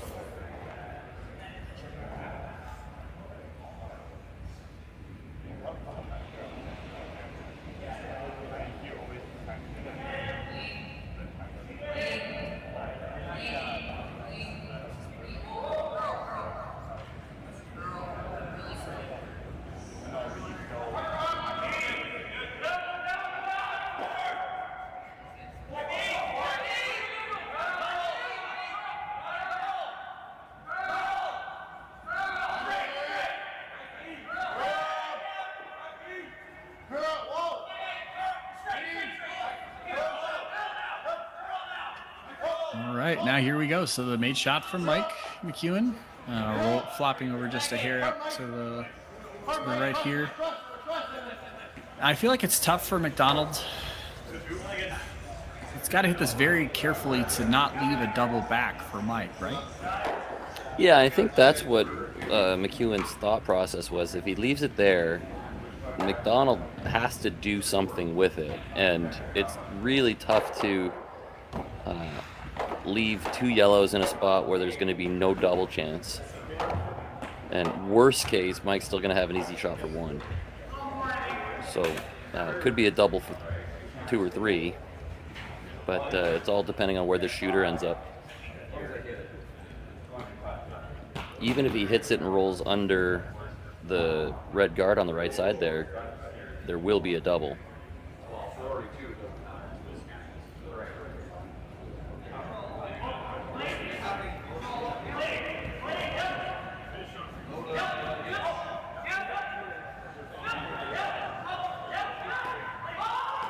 It's going to get a pretty healthy piece of that now. It's actually a pretty nice spot to leave. There is a slash here for Mike. Yeah, you probably lose your shooter if you make the double, but it's still going to be for 2. And then this is one of those, even if you happen to jam it or you only get 1, you give them their 1, you take hammer into the 8th, and you're still pretty happy. Yep, absolutely. So slash for Mike here. Made shot, gets 2. Only thing he can't do is miss everything, and I would be wildly shocked if that were to happen.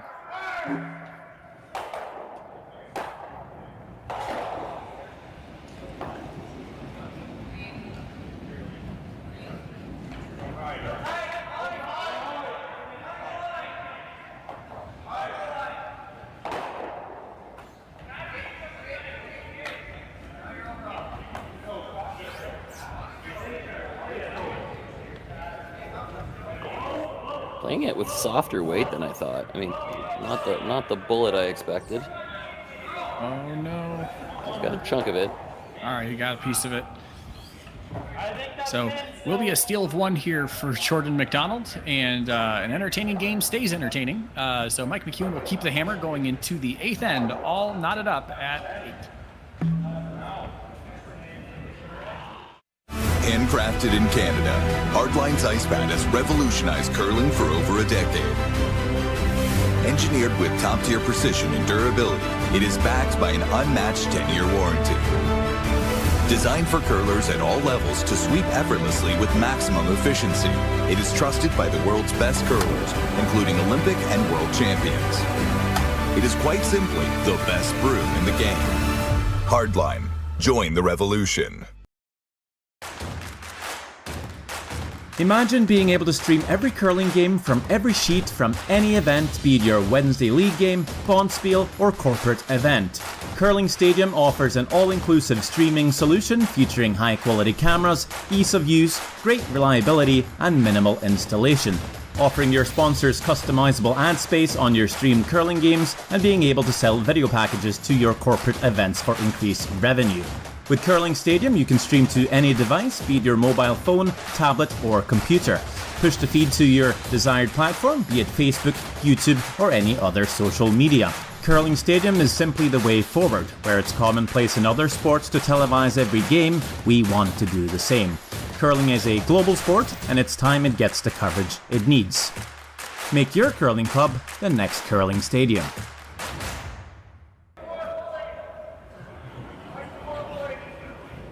Back in the 8th end is underway here from the Saville Community Sports Center in Edmonton. We've got a fun game. We've just deuces all over the place, threes all over the place, four. We even had a score of 4. So we've got a knotted up game at 8 here in the 8th end. Certainly been entertaining, to say the least. Yeah, absolutely. There's been a few times where I thought this thing was over, and that McDonald team just keeps hanging around. So it was very nearly over in the 6th, but Jordan made a lovely run back to stick it and set up a deuce and kept them alive. And here we are with the tie game in the 8th. That's all you can ask for. Yeah, that Skip's deuce in the 6th was about as good as you can ask for just from a setup perspective of making that beautiful down weight run back to sit 1, and then obviously just making his draw on the last. That's what you love to see, especially from an up and coming team like this McDonald team.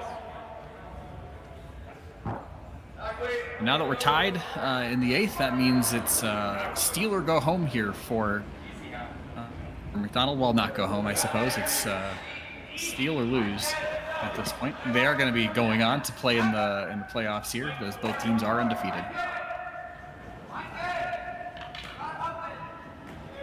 They've got their 2 center guards touching the center line, so no tick rule in effect.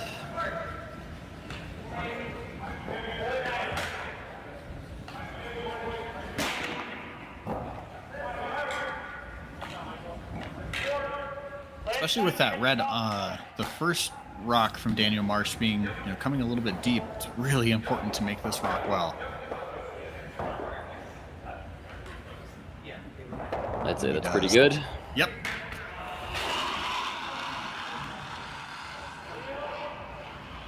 I don't imagine there's going to be a whole lot of debate from McEwen for the next few shots. Should be getting rid of those guards and try to keep things as clean as possible. Give yourself the easiest possible shots on your final shots. And hopefully for McEwen, trying to make sure that Jordon McDonald has nowhere to hide once we get to the end of the end here.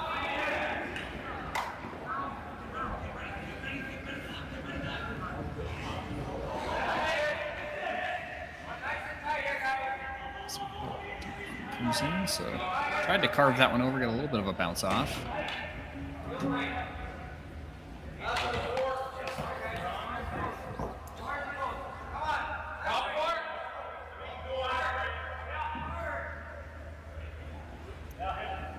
I think because of that little bounce, Mike is tempted to deal with it right away, but I think he has opted for the obvious one, which is peel the guards.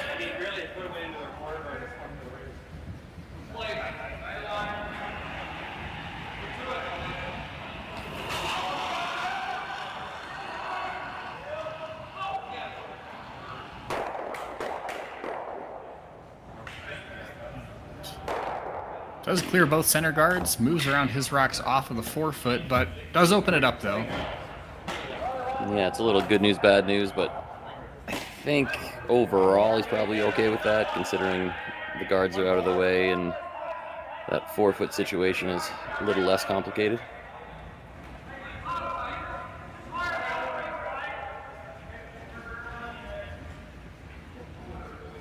at least for now, it's still early in the end, but for now you're forcing play to one half of the sheet, which worst case scenario, you're still leaving that left side open for draws at this point. Things are probably going to get shaken around too over the next few rocks, but worst case scenario, you still got half the sheet open to him.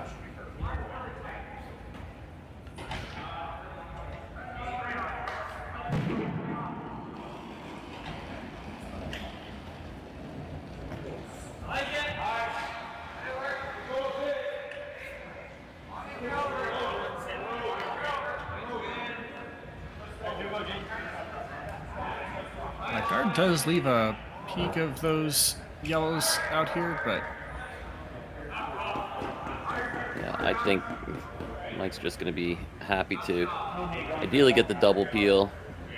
If you get really lucky, that red might get sent straight back into the yellows, but just try to keep it clean, give yourself some options. Like you said, hopefully you leave something easy for your last one. And double peel made.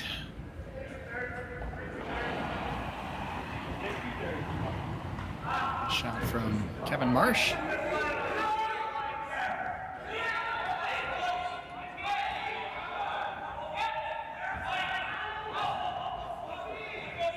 Assuming we'll probably see guard peel for the next couple rocks here yet.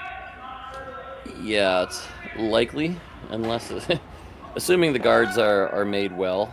I think as soon as a little too much of those two in the house is showing, you'd see Mike take a crack at them, but as long as the guards are decent, then I agree with you.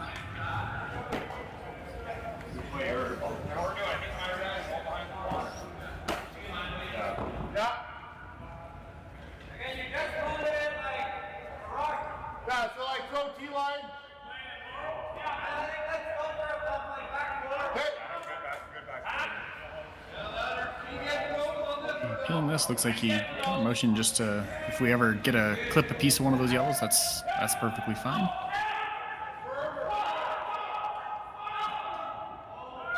Straight run back. Yeah, it's the worst result.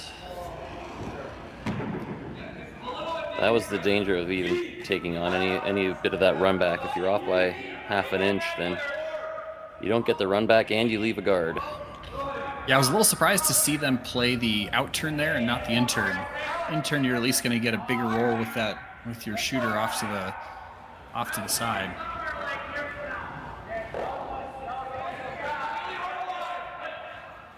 Now pressure is on, especially with a made shot here from Dallas Burgess.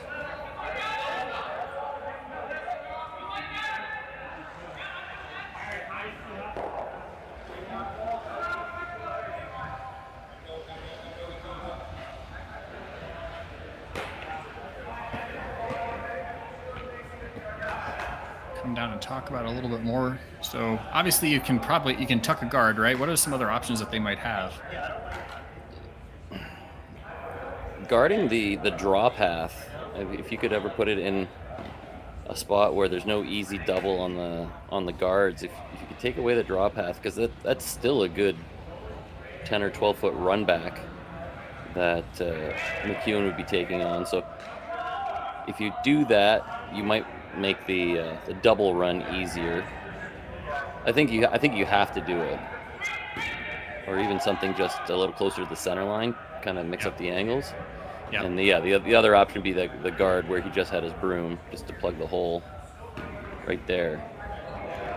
But yeah, then the double peel takes away all of that. So few options, but I think for now you gotta tuck another one behind that red.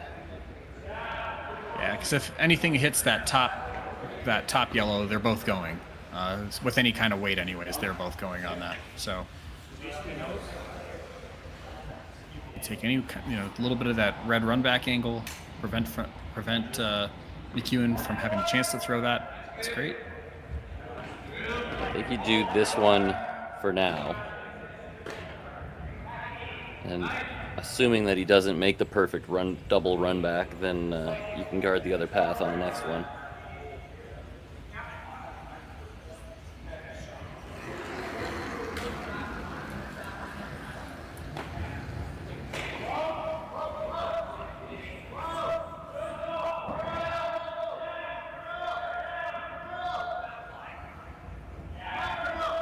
think the perfect spot for this is maybe just like half buried, just short of the house.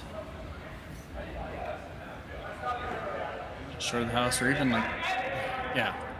Don't get Maybe too just close to that biting. red, right? Yeah, don't get too close to that red guard, so you leave an easier little peel, right? Yeah, right where his broom is right there.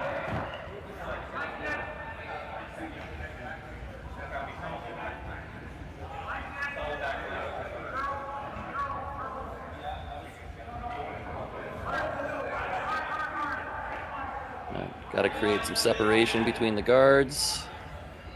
They would have preferred that about 4 feet further, I think. Yeah, so now he's got a few different options. Just kind of take his pick of what he would prefer to do. If he'd prefer to do a double peel, you have to be a little careful on the double peels just to not leave another guard in place with the way those angles are set up, or you have a run back. Not a lot of hesitation, I think.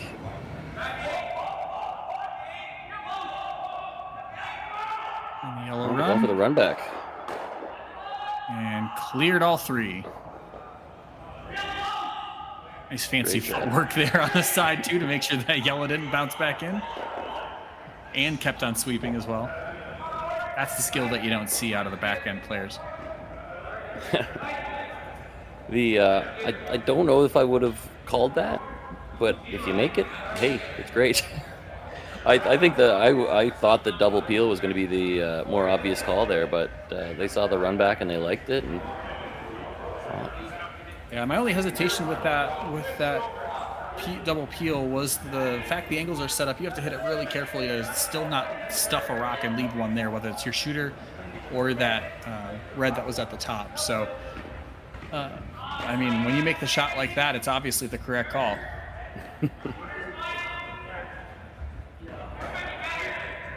The only downside for McEwen is that there's still some guards to play with, and Jordon McDonald here is going to try to sink another one in there.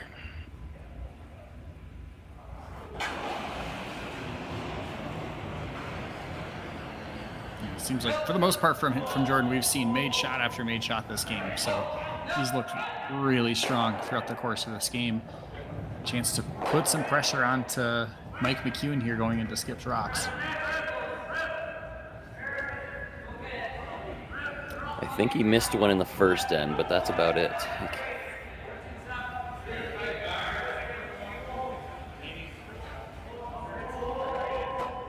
It's a really nice shot. Might peek out a hair on the outside, but nope, that's about as good as you can make that, I think.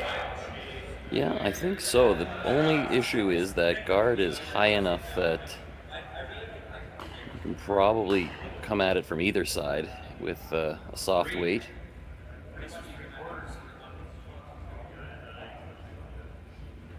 Or if you can nut the run back.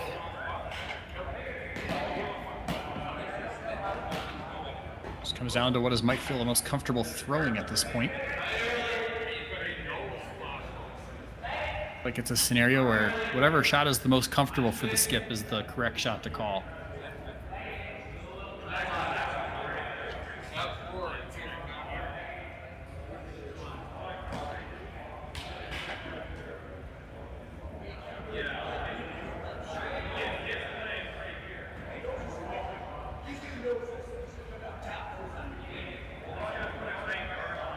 I think if I was Mike McEwen and I was throwing this, I think the run back or peel, right? So if you just miss the run back, make sure your shooter gets out of there. Would be the option, because then Jordon McDonald has to throw either a perfect guard or another,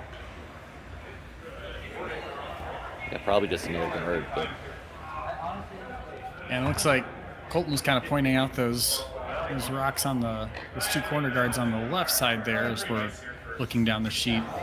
That kind of gets in your draw path as well. If you ever wanted to get to the button on the intern, those rocks are right where you need them not to be for any kind of path in. yeah, exactly, which is why I'm kind of leaning towards the run back. At least you're going to open up that side of the sheet.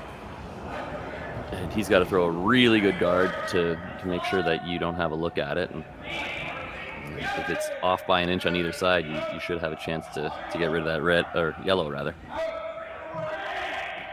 So it seems that is what they are aiming for here.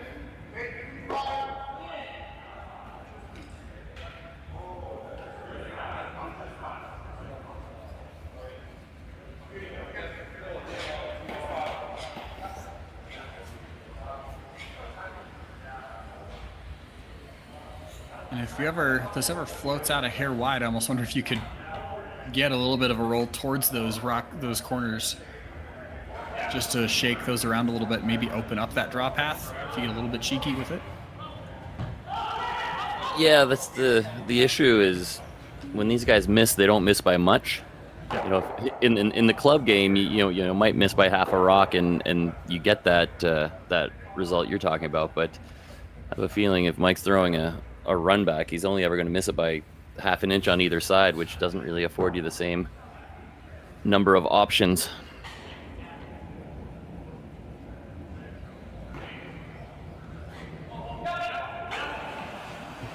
Looks like he's trying to play it thin and then rattle the other stuff around. Yeah. Ooh. Good catch. Tell you what, these front enders, man, they are catching everything out there. So it does open up. Now he can't guard. McDonald can't guard both shots. So McEwen's got a shot either way. He's either got the hit or the draw in. So really nice play there. Instead of just playing straight run back to try and get to it, making sure that he has a shot.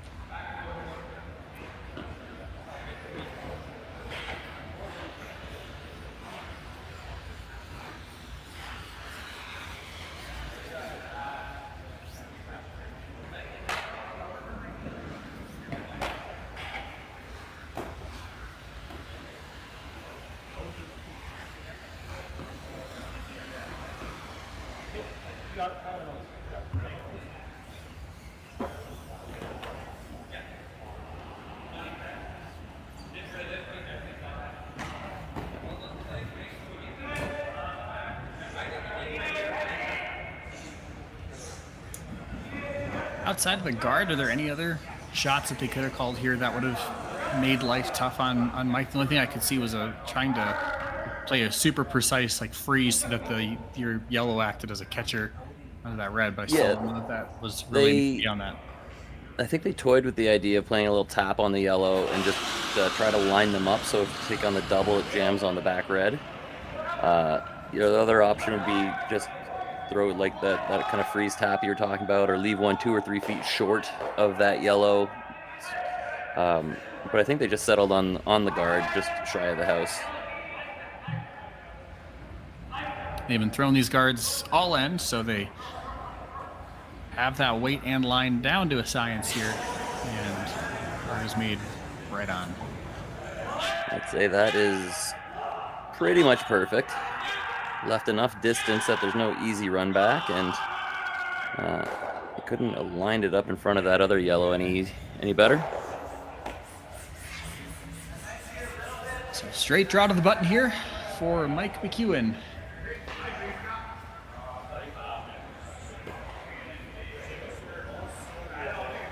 Well, regardless of the outcome here, you got to give credit to the McDonald team for hanging in. Like I said a couple minutes ago, they looked like McEwen was about to deliver the knockout punch a few different times, and they just kept scrapping and kept hanging in, and now he's got a draw for a piece of the button for the win, basically.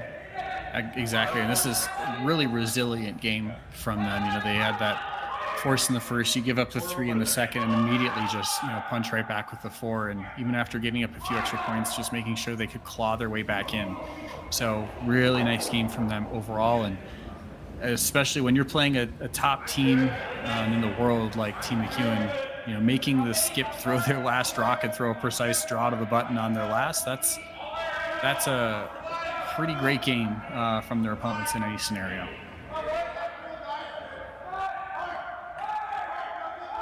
Obviously, they've been playing well all week if they made it this far without a loss. So this game was a clear indication of that they're certainly capable. It's going to be fun to see what they do in the playoffs, but first we have to see how it ends up for seeding. So the last rock from Mike here in the 8th needs a piece of the button here for the win, or full forefoot to win. Sweepers on, off, all the way down. You tend to like that. Line looks okay. Just got to stop. Ooh, this looks a little spicy. And just heavy coming through, so that means that we get the win for Team McDonald. They go undefeated in group play and give Mike McEwen his first loss of the Saville Shootout. What a fantastic game from both teams, back and forth game. No shortage of drama here today, Brian. Yeah, well done by Team McDonald. That, like I said, hanging in, and the real scrappy display there, but strong finish, and you made him throw the shot, and sometimes you get the breaks. So great game, and we'll see, like you said, how they move on to the playoffs, and that'll be I guess all day tomorrow. So tune into Curling Stadium, and we'll see you there. Thanks for joining, everybody. Enjoy the rest of the shootout.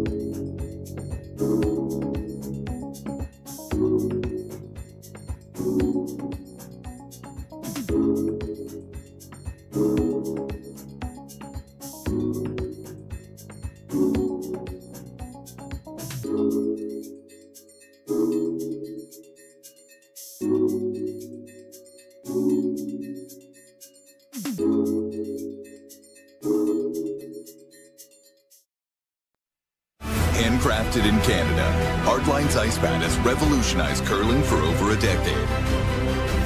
Engineered with top-tier precision and durability, it is backed by an unmatched 10-year warranty. Designed for curlers at all levels to sweep effortlessly with maximum efficiency, it is trusted by the world's best curlers, including Olympic and world champions. It is quite simply the best brew in the game. Hardline. Join the revolution.